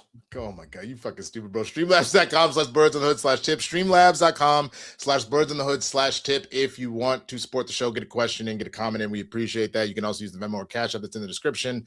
And please be sure, if you haven't already, check out the Patreon. Find a tier that is right for you. We appreciate that. All right, we're going to talk a little bit more on the political side of stuff. I'll be honest, I'm a little burnt out on it, but so we'll make it quick. That's why I was like, I saw this. I was like, I kind of don't want to. But we need something to talk about. It's fine. We'll be quick. The Trump administration released a report accusing the Smithsonian's National Museum of American History of promoting a radical activist ideology and presenting American history through a political lens. The report, titled Save America's Story, claims the museum has become anti-white, supportive of illegal immigration, and overly focused on transgender and LGBTQ plus issues. White House report specifically criticized the museum's Entertainment Nation exhibit, which highlights American pop culture through artifacts from movies, music, television, and sports. One major criticism focused on the exhibit's portrayal of Alexander Hamilton, saying the museum highlighted his connection to slavery while not giving enough attention to his role in shaping the country and his opposition to slavery. The administration also objected to exhibits discussing the history of race and identity in American entertainment, indigenous representation of Wild West shows, the connection between Mickey Mouse and the history of blackface, LGBTQ plus figures and their contributions to American culture. The report follows Trump's executive order restoring truth and society to American history, which called for a review of how American history presented in federally supported institutions. It's just a big old motherfucking mess. Hey, you MAGA fuckers. Guess what happened on the 4th of July when you almost got stormed out on the National Mall? Guess where you bitches had to go take shelter at? I hope the ancestors haunt you fucking cowards for the rest of your days, because they had to take shelter in the African-American Smithsonian. That is true. That is true. I don't really have anything to say. And I've been there. When I tell you history hits you hard in that bitch. I will say when we're having a moment like Nolan Wells, when we're having a moment of, please forgive me that I cannot remember the young man's name that was killed by the Korean store owner. When you have all of this type of stuff happening on the regular, there's a reason why that history needs to be spoken and spoken up about repeatedly. The old adage is, if you do not remember your history, you're bound to repeat yourself. The fact that they continue to suppress this is so they can get away more and more with their bullshit. That's it. I don't think we need to talk about this anymore. What we do need to talk about is this motherfucker Mitch McConnell is clearly a weekend at Bernie's right now. This is a weekend at Mitch's, man. Mitch McConnell, 84 years old, has been hospitalized for 3 weeks, but his office has not disclosed the reason or the details about his condition. His team says McConnell is continuing to improve and remains involved in Senate matters while recovering. Several Republican leaders, including Senate Majority Leader John Thune and John Barrasso, said they have recently spoken with McConnell and described him as engaged and eager to return. Yeah, about that, though. I call bullshit, because you've actually had a number of people, including Laura Loomer, saying that there is very, very solid evidence that this motherfucker is actually brain dead. And what they're essentially doing at this particular juncture is that if they hold out as far as not doing that, then you don't have to potentially have a special election to take his position before the election cycle happens and shit like that. So they're really just doing this and hiding this shit, because if you need proof, this nigga's brain dead and they're clearly hiding this shit and they're doing a weekend at Mitch's, bro. His wife has fled the country. His kids are nowhere to be found, meaning there is nobody in his family to be able to officially make the call to unplug this nigga and let him die. They're just letting him be on the machine. He is gone. He is literally being held on by the machine. If he is brain dead. Once you turn that bitch off, it will be a matter of moments before everything else shuts down. They told us they had a conversation with him. Do you know the only way you have a conversation with Mitch McConnell right now is through a motherfucking seance or a Ouija board? You're not having an actual conversation with. First of all, and people gonna be like, oh, that's so cruel to say. We have watched Mitch McConnell have numerous mini strokes on air in the front of the podium. Dude, I can't believe I just saw this. I guess today was officially announced that there will be no Harriet Tubman on the 20. I mean, it wasn't happening for a while since Trump got in office. Like his first term, they shut that shit down. But I am not surprised they've officially shut that down. Also, I'm kind of glad there are no Harriet Tubman 20s. Again, I am of the coalition of I don't want to be seeing the raining 20s on strippers' asses, raining Tubmans. Like, even though you're out here, you out here giving these strippers their financial freedom. You leading them to financial freedom, my nigga. You know, he would step across the line. Habitually. He's a habitual line stepper. Make sure you notate this time because I'm cutting this shit out tonight. I'm sure you are. I'm sure you are, bro. Nigga, you got the money arching, and you tell me so. She's like, why you got it arching up like that? Because under it's the Underground Railroad. Gone through, baby. Go through the Underground. You better make sure you clip your shit out too. Don't just leave me out there to motherfucking dry. Hey, nigga, it's all on you. Stop it. Get some help. Don't make me fuck around and start cutting shorts myself and make sure that the stupid shit you were saying ends up on there too, bro. Get that fuck out. I don't know what you're talking about. I don't say anything. Anything I say cannot be misinterpreted or taken the wrong way. I am not the one saying I was giving strippers financial freedom. That is leading them to financial freedom. Leading them to financial freedom. That is no fucking better. That is no fucking better. I'm guiding them with just guiding them, bro. Do you think streetwalkers take Venmo? Like, I was always wondering, like, do niggas have to always have cash on hand for hoes? Because I was always wondering, like, what if I want to get a hoe one day? And I was like, I ain't got no money on, but like, you take Venmo, CashApp, like, what? Like, I'm asked this question. Probably not. Okay. I would make the argument that they don't because then it can be tracked. Because my thing is, what do I put in the memo? Do I put stars and tacos? No, but see, here's the reason why that's not going to happen. If the idea is, I'm sure they got regular clients, but if the idea is that you're getting a new trick every couple of days or whatever the fuck it is, you're telling me you're getting Venmos from this many different motherfuckers? What business you running? You clearly running some sort of business because there's no way. It's one thing if I get all of my fucking Venmos from Jay, then it's like, oh, okay, that's whatever. It's a whole other thing. They take Zelle these days. I don't believe that. I don't believe that. And also, Matt, why did you know? Your argument Wait. I got that from Matt. Oh, it was Dwayne. I thought it was Matt. It was you Dwayne. Gonna go in on this nigga. I was about to go in on Matt. I was about to go in on Matt so hard because it said specifically that Matt tagged me to look at the chat, so I assumed Matt said it. I just assume, Ohio is a lonely, hot, and cold place. Ain't shit to do. The Browns an ass. The Cleveland.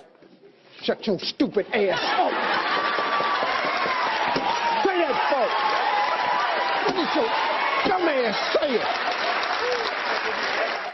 Supposedly getting LeBron James, but he's probably going to Miami again, or he's probably going to Philly. Like, you know what I'm saying? What is there to do? Fuck you. Oh, fuck you. Here's the thing, though. You got to think about it. You say, well, people getting multiple and random cash apps and Venmos and stuff. We technically get that too. People who are DJs, who are karaoke DJs, get multiple Venmos in a day. So what's the difference between them and a person, a sex worker on the street? I think part of it is going to be, again, now mind you, there's nobody at the IRS. They fired everybody. So there's that. But again, what's the difference? But I would say that part of that, what it would be in that regard, in the same way that, like, there's a reason why drug dealers don't take Venmo, my nigga. Like, Some do. That's a terrible business plan. Why would you do that? Because here's the thing. You need no paper trail. That's why. You don't say what you giving them the money for, nigga. You sit to make it seem like you're making it seem like I'm Venmo a drug dealer, 2 snowflakes. No, or some pills. No. Look, man. Stop putting shit in writing. How about that? Even if you put little emojis to pretend like that's not what's going on, just don't put. I mean, Dwayne says yes, they can be tracked, but they are not reported to the IRS only if they are made as business transactions. I mean, sure, for now.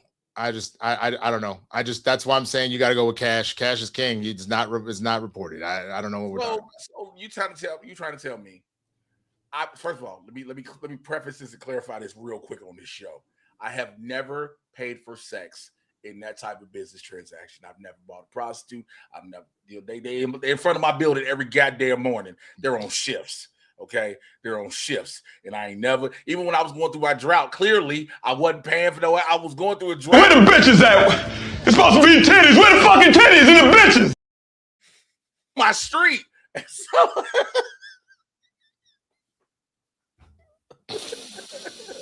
So, oh God, I'm just saying. Yeah, I mean, look, it is what it is. I get it. Shouts out to Dwayne saying you got to meet your customers where they at. That's what I'm talking about, nigga. You gonna put fucking goddamn pussy on Klarna? You gonna do the pay later on CashApp? That's player, nigga. Can you imagine buying pussy on an afterpay? All right, so listen, I got these folks. I actually don't know what is more pathetic. Fucking buying pussy on Afterpay / Klarna, or buying Taco Bell on Afterpay / Klarna. I honestly don't know what is worse. Buying Taco Bell on Klarna is worse, way worse. buying pussy on Klarna, that's an investment. So listen, investment in what? AIDS? How do you know it's? Why are you just assuming? See, this is why you're wrong. This is why you are one of those people who don't give sex workers the respect they deserve. No. Let me keep it a buck. Let me keep it a buck. That was rude. That was rude as fuck, and I will own that, and I apologize. All right, sex work is real work. I'm not trying to slander all that shit. I'm just gonna say the worst thing that could happen to you if you end up in that scenario is a disease, right? The worst thing that's gonna happen to you if you get Taco Bell is you got the bubble guts and you shit your brains out. I'm not putting either of those on Afterpay, my nigga. That's fucking crazy. I'll put a plan B on Afterpay in a minute. That's what I'm saying.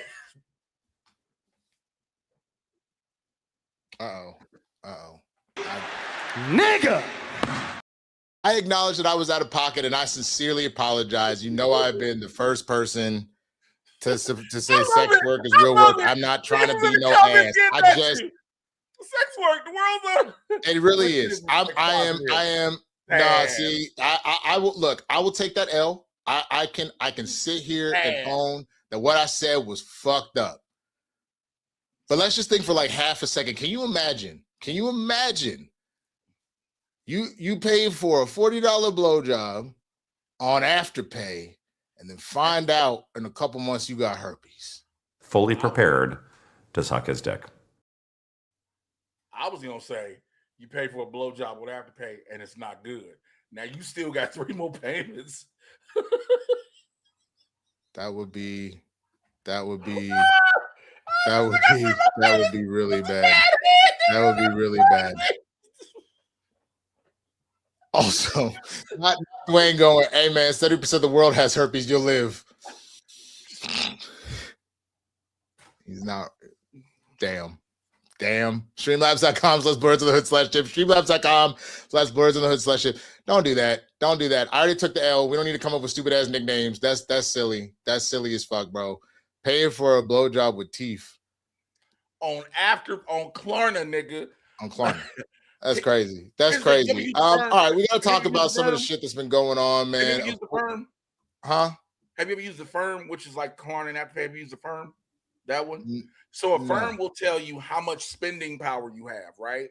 So you can have, like right now, if I look at my firm, it tells me I have like $3,000 worth of spending power. So I can buy up to $3,000 worth of shit and pay over time. So can you imagine spending $3,000 worth of pussy? Like, hey man, I use the bubble spending power. That's nuts. That's nuts. All right. Well, it's time for us to talk about some of the shit that's going on. So I'm going to tell you right now, spoiler alert. We're talking X-Men 97 episode 4 spoiler talk. As long as you see that banner down below, just stay on the channel. Don't leave. Just mute us. Just mute however you're watching it if you don't want to hear the spoiler talk. But we're going to talk about X-Men 97, man. Episode 2.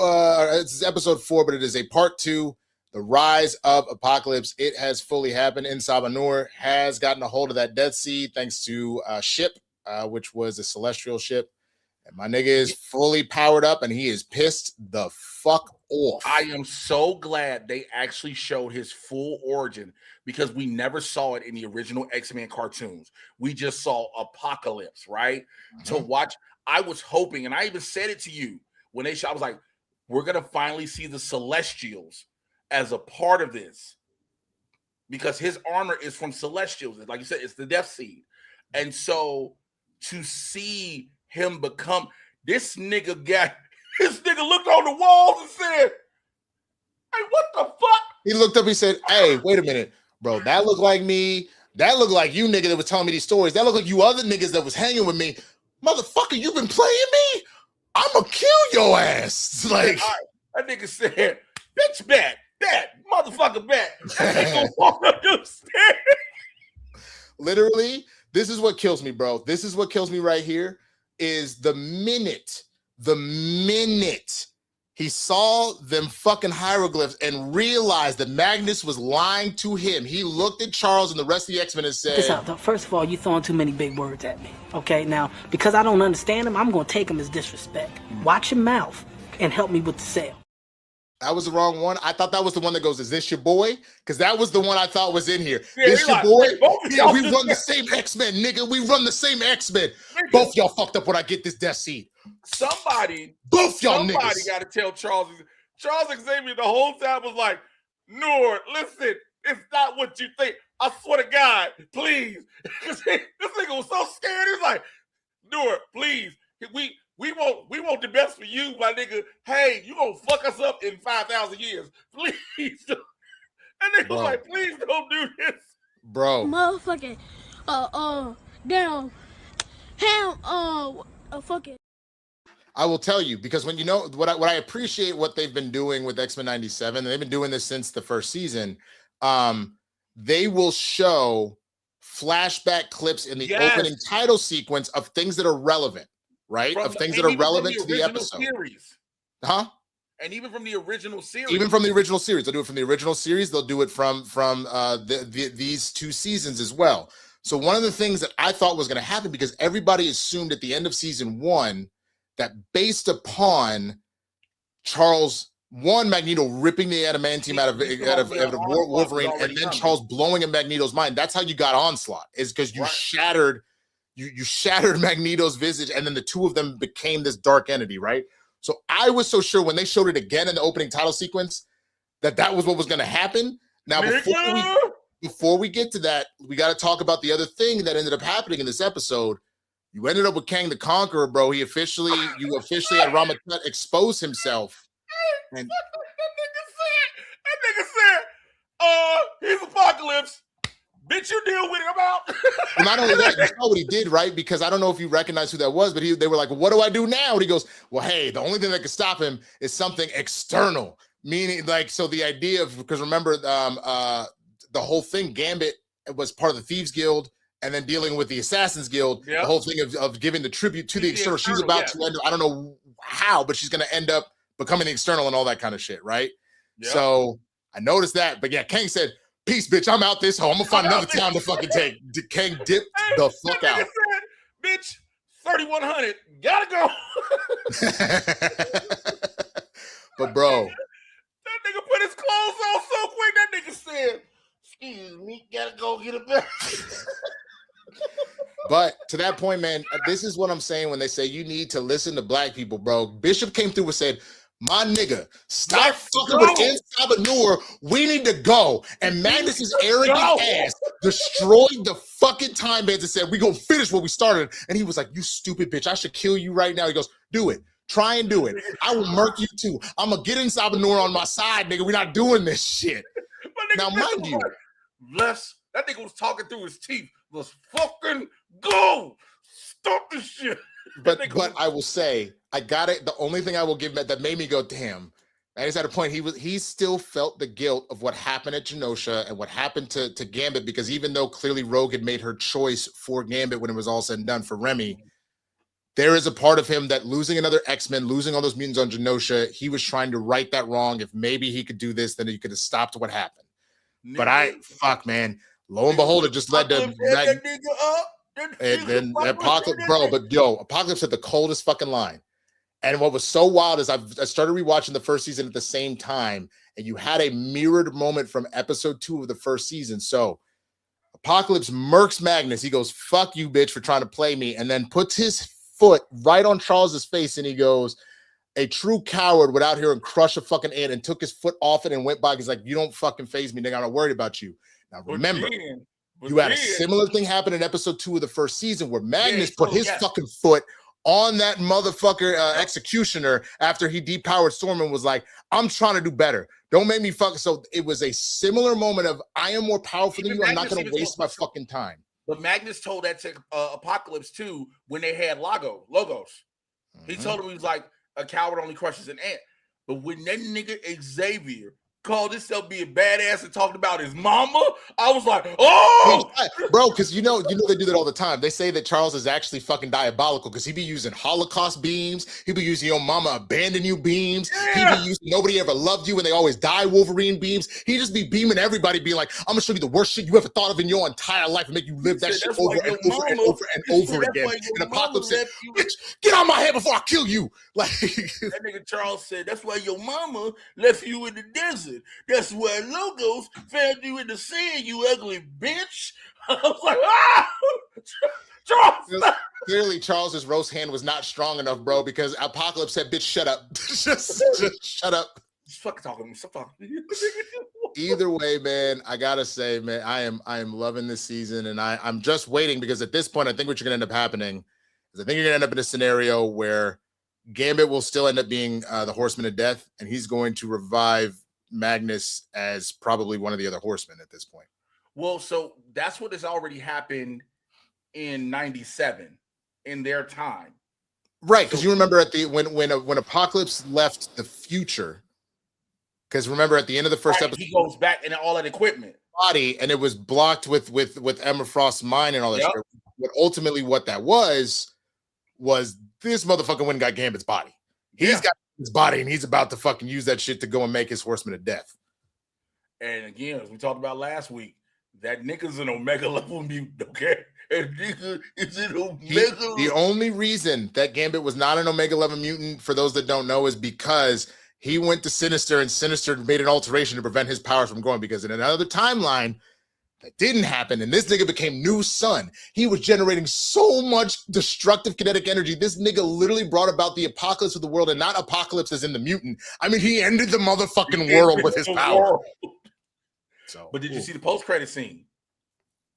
Yes, the post-credit where now Wolverine, still with his bone claws, is looking at Weapon X because he was approached by Black Widow and Captain America. So that's gonna be a whole thing. They were like, "What do you want this for?" He was like, "I got an idea." He's trying to see if he can go. So I think they're because they could play this role. Because again, if you don't know in the comics, Apocalypse gives him back the adamantium in exchange for him being a horseman. So I bet you, I bet you're not wrong about this, man. I bet, because remember, War got killed by X-Force. Yep. So I think at this point, all of his horsemen are going to ultimately be dead, and he's just going to replace them with these. He's going to replace Gambit. He's going to be the Horseman of Death. He's going to bring in Magneto to be one of these niggas. You're going to bring in motherfucking Logan to be one of these motherfuckers. It's going to be ugly. Do you think he brings it? Do you think because okay, so Magneto is dead in the past. Mm-hmm. Do you think, because now Bishop can fuck around and fuck with time in some way, because Onslaught has to happen, right? There's sure. After you, I just don't think it's happening this season. I don't think it's happening this season. I think this whole season is about Apocalypse. You think three is Onslaught? Completely? I think it will end with and you brought upon Onslaught, but I don't think Onslaught is gonna be anything of major player for this. I think in the way that the first season ended, and it was like, holy shit, they've been split into 2 different times, and now what's going to happen with them, and they got to deal with Apocalypse. I think this end of this season, because this is essentially your Age of Apocalypse season, I think that's going to be, we done pushed Charles too much, you done killed Magneto and shit. I think now you done open up Onslaught, and they got to deal with a whole other bag of fucking bullshit in the 3rd season. Nigga, like I said, I go back to the beginning of my original statement. Seeing Apocalypse from his. Or you all know I'm a villain fan, and we saw why Apocalypse just hates mutants. He just wants to end this thing. But this is why. But you know what's so interesting? Why. This is why, because everybody always wondered. Why the fuck? We get why you hate humans, bro. They ridiculed you. They made you a slave. They used you. Why the fuck would you hate your own kind, Brody? And it seemed like while he was hanging with Magnus and them, that he was actually chill until he was like, y'all niggas tried to play me too. No, I'm better than every one of you bitches, and I'm gonna make all you my bitches. Fuck that shit. This nigga, again, the nigga Apocalypse looked at the glyphs and said, hey, bitch, is that my hair? Is that my...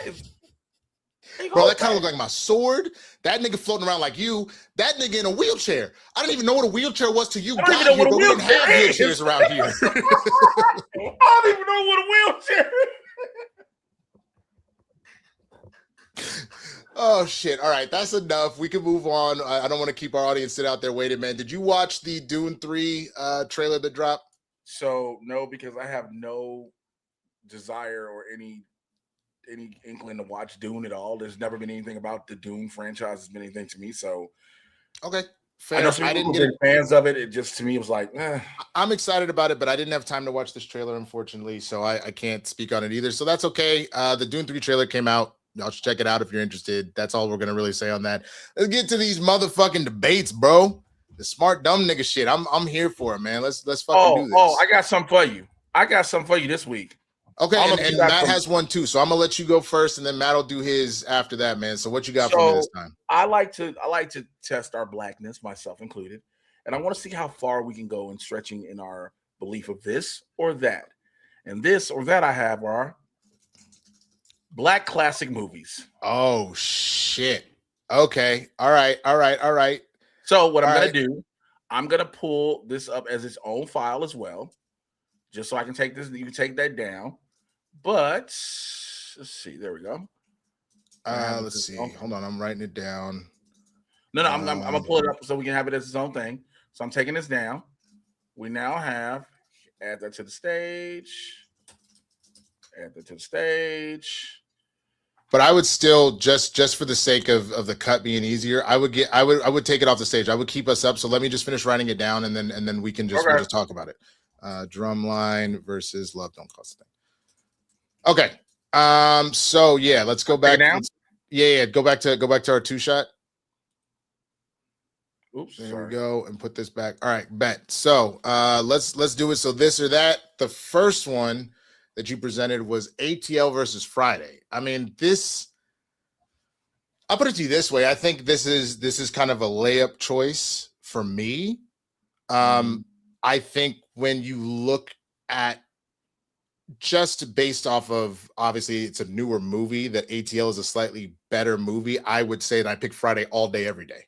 I don't think it's close. I think that the quotables, I think the trajectory that it puts so many like black actors on, especially with the whole of that franchise, bro, it has to be Friday, because it also kind of helped usher in the era of like black movies that really came out in the 90s and forward. You know what I'm saying? So I got to go with Friday personally. What about you? You pretty much said it out the gate. Friday is so iconic. When you look at all of the black legends that are in that film alone, like not even talking about what comes down the line, you know, you get this amazing trilogy of films, but Chris Tucker, that's his first major role. That's his first major role. You get Bernie Mac being iconic. You got John Witherspoon as Pops. You got LaWanda Page in the very beginning as the Jehovah's Witness person. You got AJ Johnson. You got so many people all through this. You now have the Debo thing. That's My Bike Punk. All this. You got Knock the Fuck Out. All these different things start happening because of that film. ATL, I feel like is a generational thing. I probably, yeah. It's just the young shit. You know what I'm saying? I agree with you. I feel ATL is more generational, so I'm going ATL. I mean, I'm going Friday for that one. I was like, after all that, you're going ATL. I was like, all right, I guess. Crazy, ain't it? That'd be a crazy swerve. That would be a fucking insane statement, and so that's why I was like, after all of that, that is what your conclusion was. All right, so that's the first one. The second one was Stomp the Yard versus You Got Served. So here's the thing. Real quick. We are 50 away from our next shot. Thank you. We are. Shout out to Villa Wolf. Yeah, thank you so much, Villa Wolf, who comes through and gives us a $50 Streamlab, man. That puts us what 50 from the next shot and 150 away from us showing our Instagram for you pages, and you all can see what kind of debaucherous shit we be on. All right, between these, man, between Stomp the Yard and You Got Served, I think it would have been a close one for me in saying Stomp the Yard over You Got Served before this summer.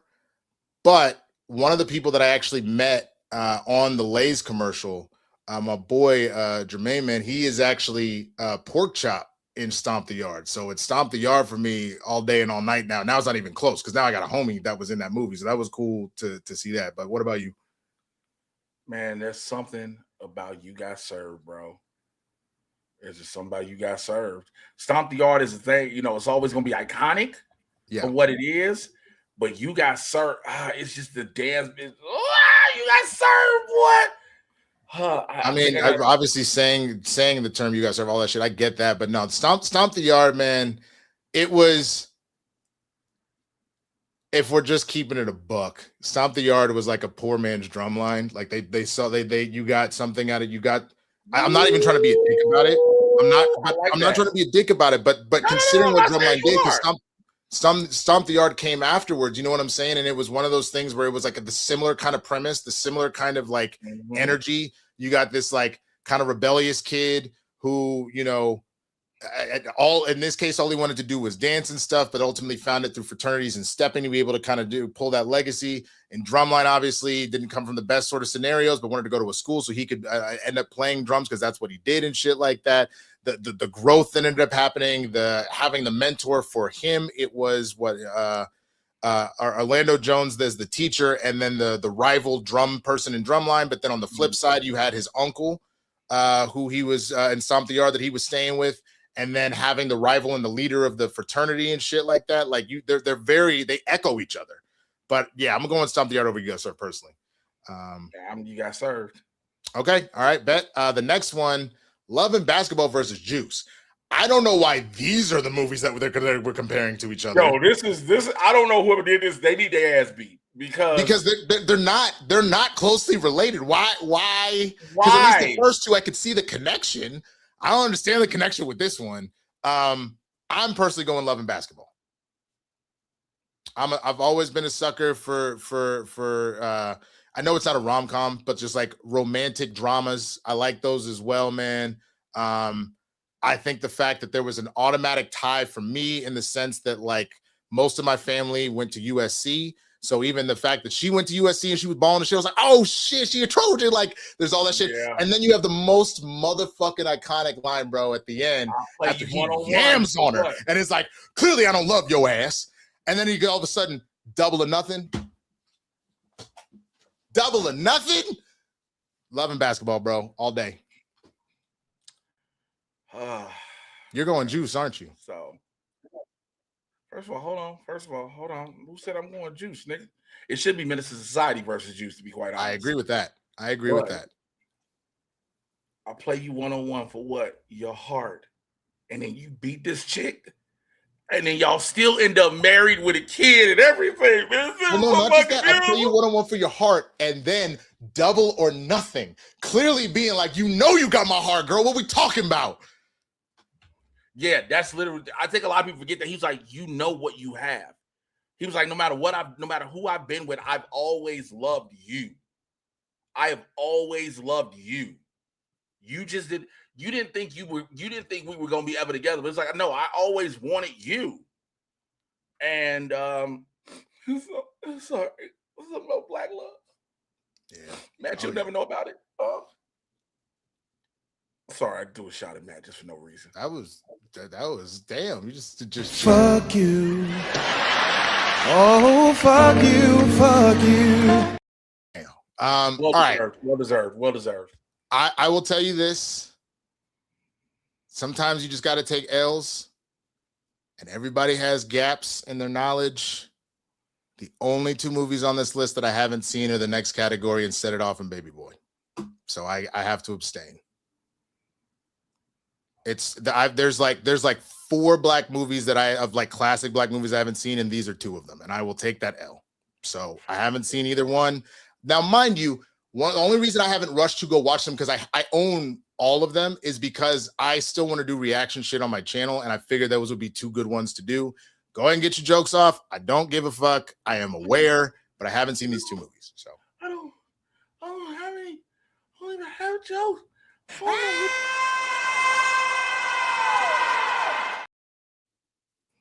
Dear Winston, yep, tomato. That's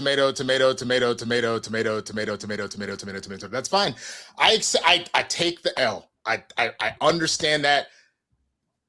I didn't have to admit it. I could have fucking lied. So I'm not fazed by anything that has to be said, but I am openly admitting that, and that's something that I will eventually rectify. I just don't understand. Oh, okay. You know what? I feel better. Because Matt says that he chose Friday, Stomp the Yard, Love and Basketball, and then says never seen the others. What the fuck is happening? That is significantly worse. What That the is significantly fuck? worse. That is significantly worse. How have you? What the fuck? Literally, because the one thing, and I've told people this, because people would get upset with non-black movies. Whenever I would do Schmodown or stuff on Christians, they'd be like, "You haven't seen what?" Like I hadn't seen. To this day, I've now only seen the first 3 Rambo films, but I had never seen a Rambo anything. I don't give a shit about Rambo. No, just let me finish. So my point is, people go, "How the fuck can we see this shit?" It's the same thing I said over there, and I'll say over here. My parents were not movie people. They were just not into it. So if I didn't go and seek stuff myself, I didn't see shit. And as a kid, because these came out when I would have been in like elementary and middle school, I was watching Ninja Turtles and fucking repeat, my nigga. That's what that shit was. So I, again, have since rectified most of it, but these are, again, the 2 that I haven't seen, and I admit that shit. It is what it is.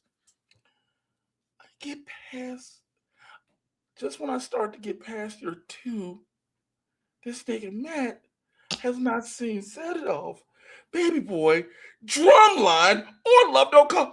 What the fuck? What the fuck has happened? Oh my God. What are we doing? Oh, shit. I'll tell you this. I've seen a bunch of random scenes of Baby Boy because they played it on BET nonstop, but I've never sat through and watched the entire movie. And I also know some of the major things that happen and Set It Off as well, but it's the same thing. I haven't seen the entire movie because, again, BET played our classic movies over and over and over and over and over again, but I've just never sat down and watched both of them. So, sorry. Okay, there we go. See, there you go. Kingsport Cal said, I ain't seen Drumline. See, there we go. There we go. No. There's one nigga in the chat saying one movie. And then I got my co-host who ain't seen 2 of the most prominent black movies ever. And then my producer, this nigga ain't seen. Jay, it's literally 2. It is 2 of the ad infinitum number of black movies we've had at this point, bro. Like, relax. No, because of which 2 it is, nigga.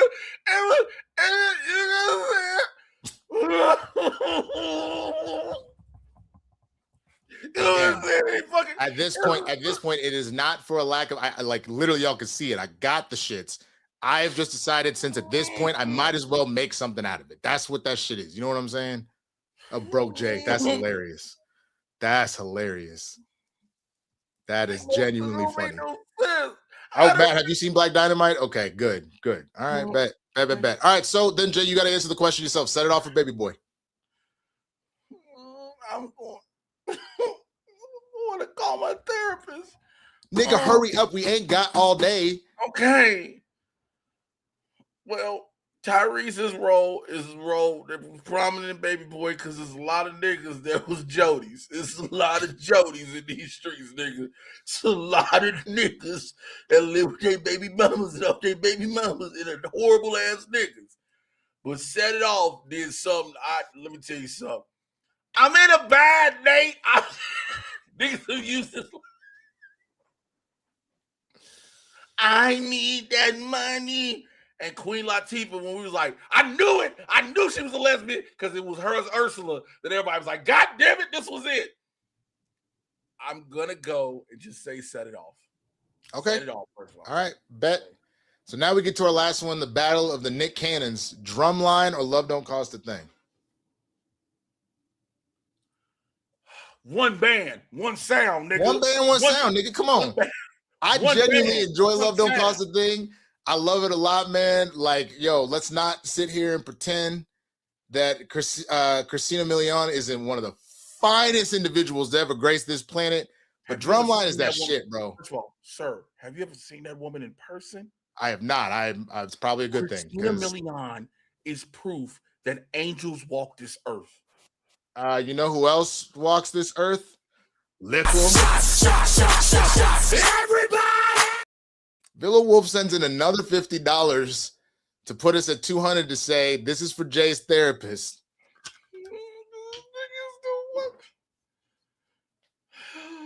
Yeah, but I gotta go Drumline, and it's as simple as much fun as I had with Love Don't Cost a Thing, and I just think that Drumline is a better movie. I just think it's a better movie. So cheers. Those are the choices, man. We got one more game that Matt's gonna do with us. Ooh. Thank you so much, Villa, for that. Oh my God. Whew. I know now I gotta just really think about next black things I do for the show, because now I gotta be like, have these niggas seen or done these things? No, but like that again, I told you it's like two fucking movies. That's it. That's it. And I'll tell you there. Hold on, let me see.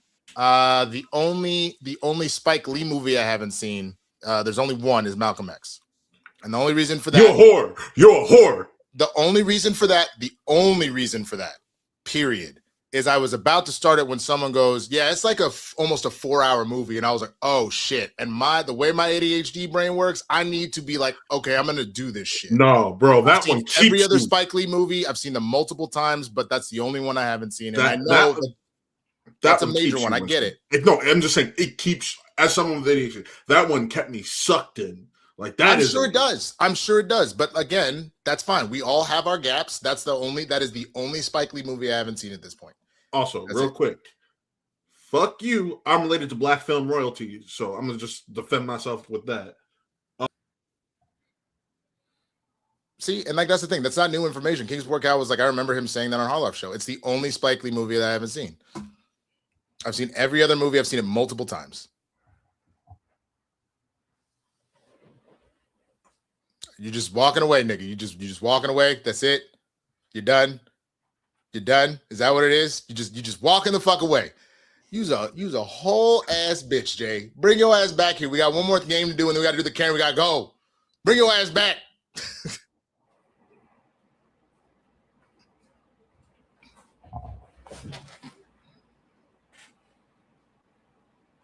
Nigga, I've even seen your movie. Come on now. I've seen Chirac.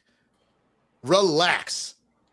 All right. So I made some keep trade cuts. Originally, this was careers / hometown sports moments.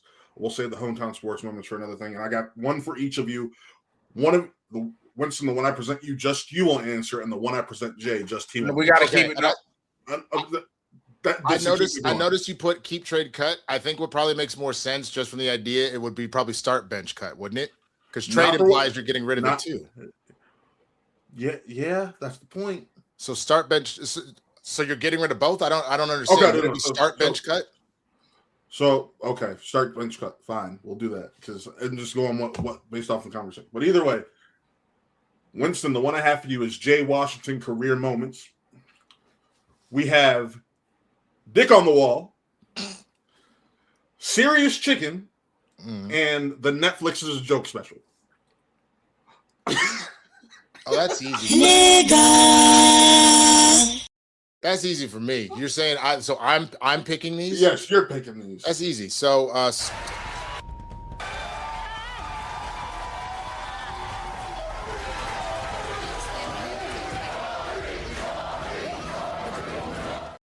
It's easy. This is super easy. You start a special, you bench Euphoria, you cut Serious Chicken. That's super fucking easy. I thought you'd be more fun than that. No. Because I'm out here hoping my dude wins, even when he wants to sit here and be like, I gotta cut your blind card because you fucking movie. No, I got my nigga back. I want him to thrive. So if Euphoria had been an even bigger role for him, then we could flip him. But I know what that special meant. I know what it meant to be asked to be a part of that festival for him. We were in the middle of our beef at that point and weren't really talking kind of when that was starting to dust up. And then we had kind of settled our shit. And then he kind of told me what happened. And I was excessively proud to like promote and push his show as much as I can. So no, that's easy. Start a special, bench Euphoria, cut Serious Chicken. All right. Jay, for you, I have Winston A. Marshall career moments. We have That Was My Favorite Restaurant from Superstore, Bandwagon Fan, and Sydney to the Max. Keep one, cut one, trade one. Start one, bench one, cut one.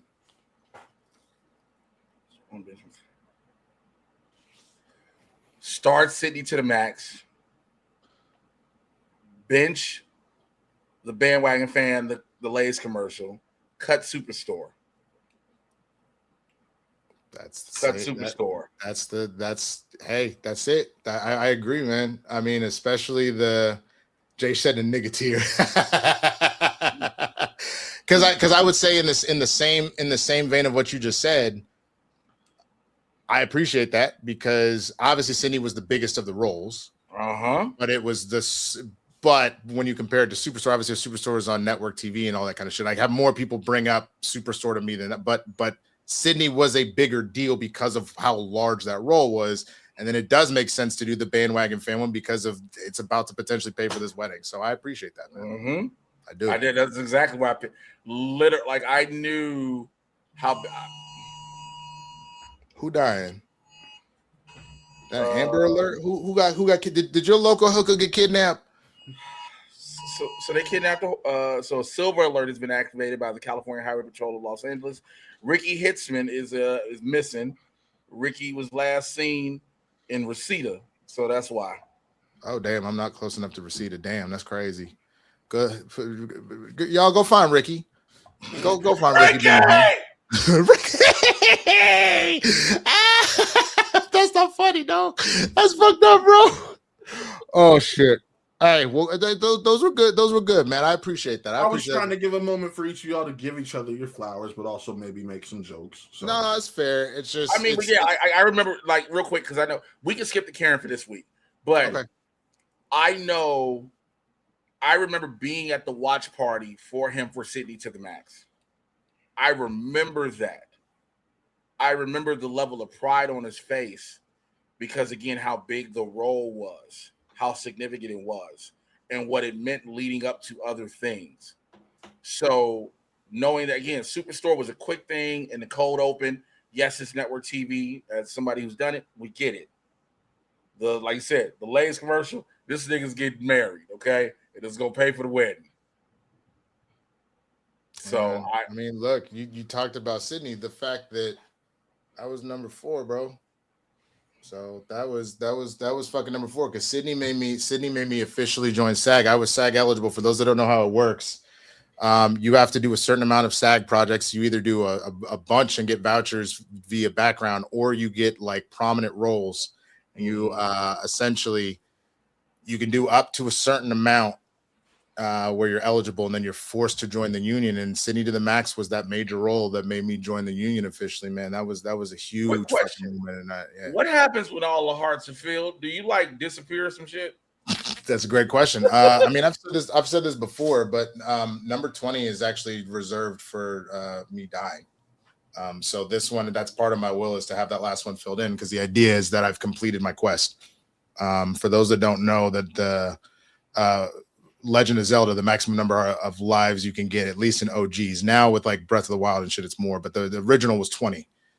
So for me, that is just supposed to signify that I completed my quest. Okay, so, and I know we got. Okay, so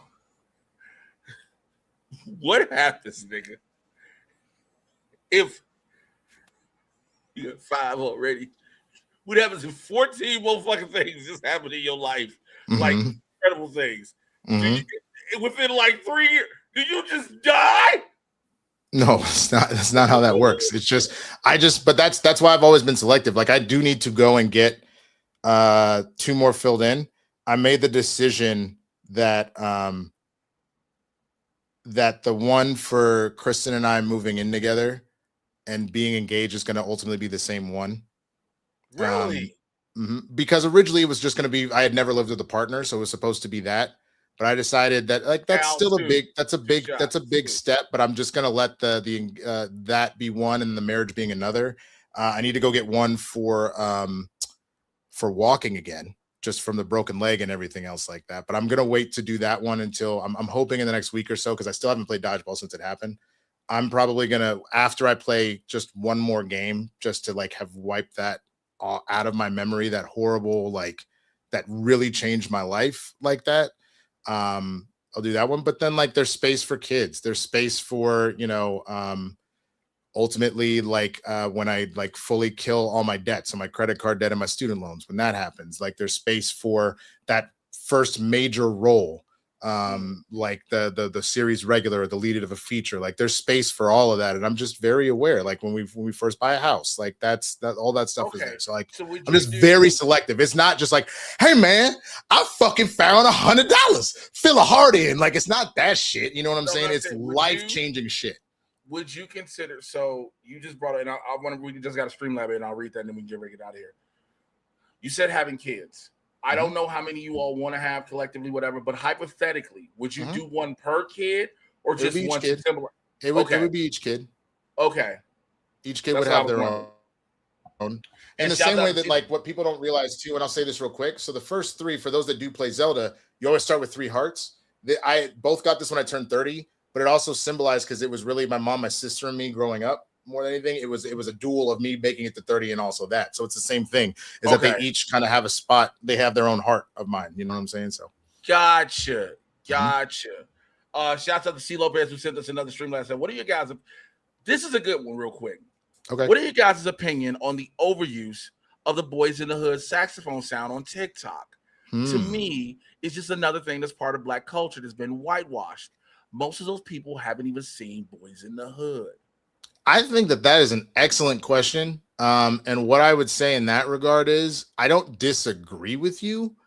But that feels like a same shit, different day, because think about all of the Black creators that have made whatever set dances, that have had whatever the fuck, like that whole thing. The number of like Black people that don't get their credit and it just gets thrown in. You're just talking about the existence of being Black, not just in America, but in this world. What did Paul Mooney say? Everybody want to be a nigga, but nobody want to be a nigga. They want our culture. They want our language. They want our clothes. They want our swag. They want our dances. They want all of it, but they also want to bury us deeper than 6 feet. They want to leave us on fucking islands to fucking drown and then pretend like they have no fucking idea how it happened. So my immediate answer to that is it annoying? Does it piss me off? Yeah, but so did everything else that was stolen from Black people on social media. Yes, indeed. Listen, we got to get ready to wrap this up, but please know, if you're a member of our Patreon, patreon.com/Blerds N The Hood, we do the after show. It's about 20 to 30 minutes. We'll do like 20, 25 minutes. Normally we do 30, but because we ran over a little bit, we'll do like 20 minutes. It's exclusively for the patrons. So if you even at the basic $5 tier, patreon.com/Blerds N The Hood, go over there and support. And by the way, you pulled them up already? Yeah. The post is already up. So did you pull up the names? I mean, that's what I meant, the names. Oh, sorry about that. I just closed it. Let me pull it back up. I'll read it right now. I apologize. Because as always, we give love to our patrons because, again, you all are also, in addition to our producers, Dwayne Burke and Matt Thomas, you all are producers and members of our community that help to grow us. We love every single member of the neighborhood, but we want to give extra love to the people who support us over on Patreon. So Please go ahead and name the patrons. Black Magic Chick, Paige, Lyle, Mike Joyce, Original Shinobi, Azare, and Andy F. Thank you so much for being patrons and supporting the show. We appreciate you more than you know. And again, as we mentioned, for all of you that are already patrons, that post is up. So the link to the after show, the block party after show, is there, so you can check that out. Jay, go ahead and plug. Why did this pop up? What is going on? Jay, go ahead and plug your shit, man. All right, y'all already know how to find me, MrJayWashington, on all social media platforms, MrJay. You should know how to spell Washington. Listen, if you are in my hometown of Chicago, it's a big deal for me to do this. I am headlining the Comedy Bar in Chicago, one night only. I can try to take this down real quick. There you go. Thank you. Nope, I thought I did it. Oops. Nope, I was in the wrong thing. There you go. One night only. I will be headlining the Comedy Bar Sunday, September 27th. The tickets are on sale right now. People have been grabbing tickets already. I will be home for that night. Go ahead and grab the tickets. You can go to my link in my bio on my Instagram and go to my beacons, which will become my Punch Up Live very soon. But the link to tickets are there. Go do that. I got a bunch of other shows coming up around the place. For people who have been asking, will I be at San Diego Comic-Con this year? I will not be down there, unfortunately. No, things didn't work out. I'm not working, no room, et cetera, et cetera. So I won't be in San Diego. I'll have a bunch of shows around the LA area.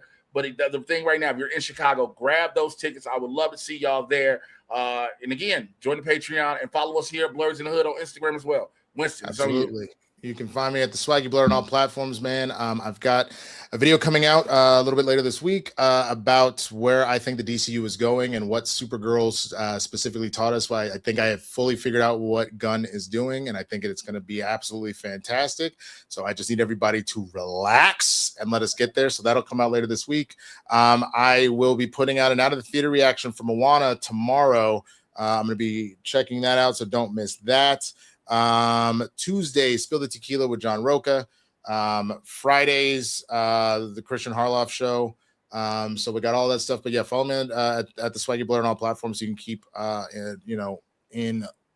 keep in the know about all the shit that I got going on, man. So with that, again, we want to thank the neighborhood so much for joining us on this show, man. Thank you to the patrons. We will see you over at the block party right after this is over. But we're gonna get out of here, man. Y'all stay safe.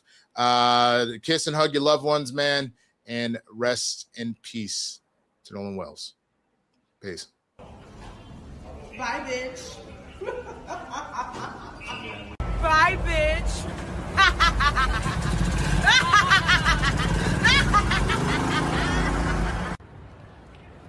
Bye, bitch.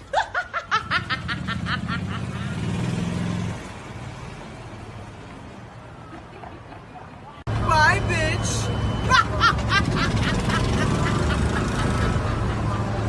Bye, bitch.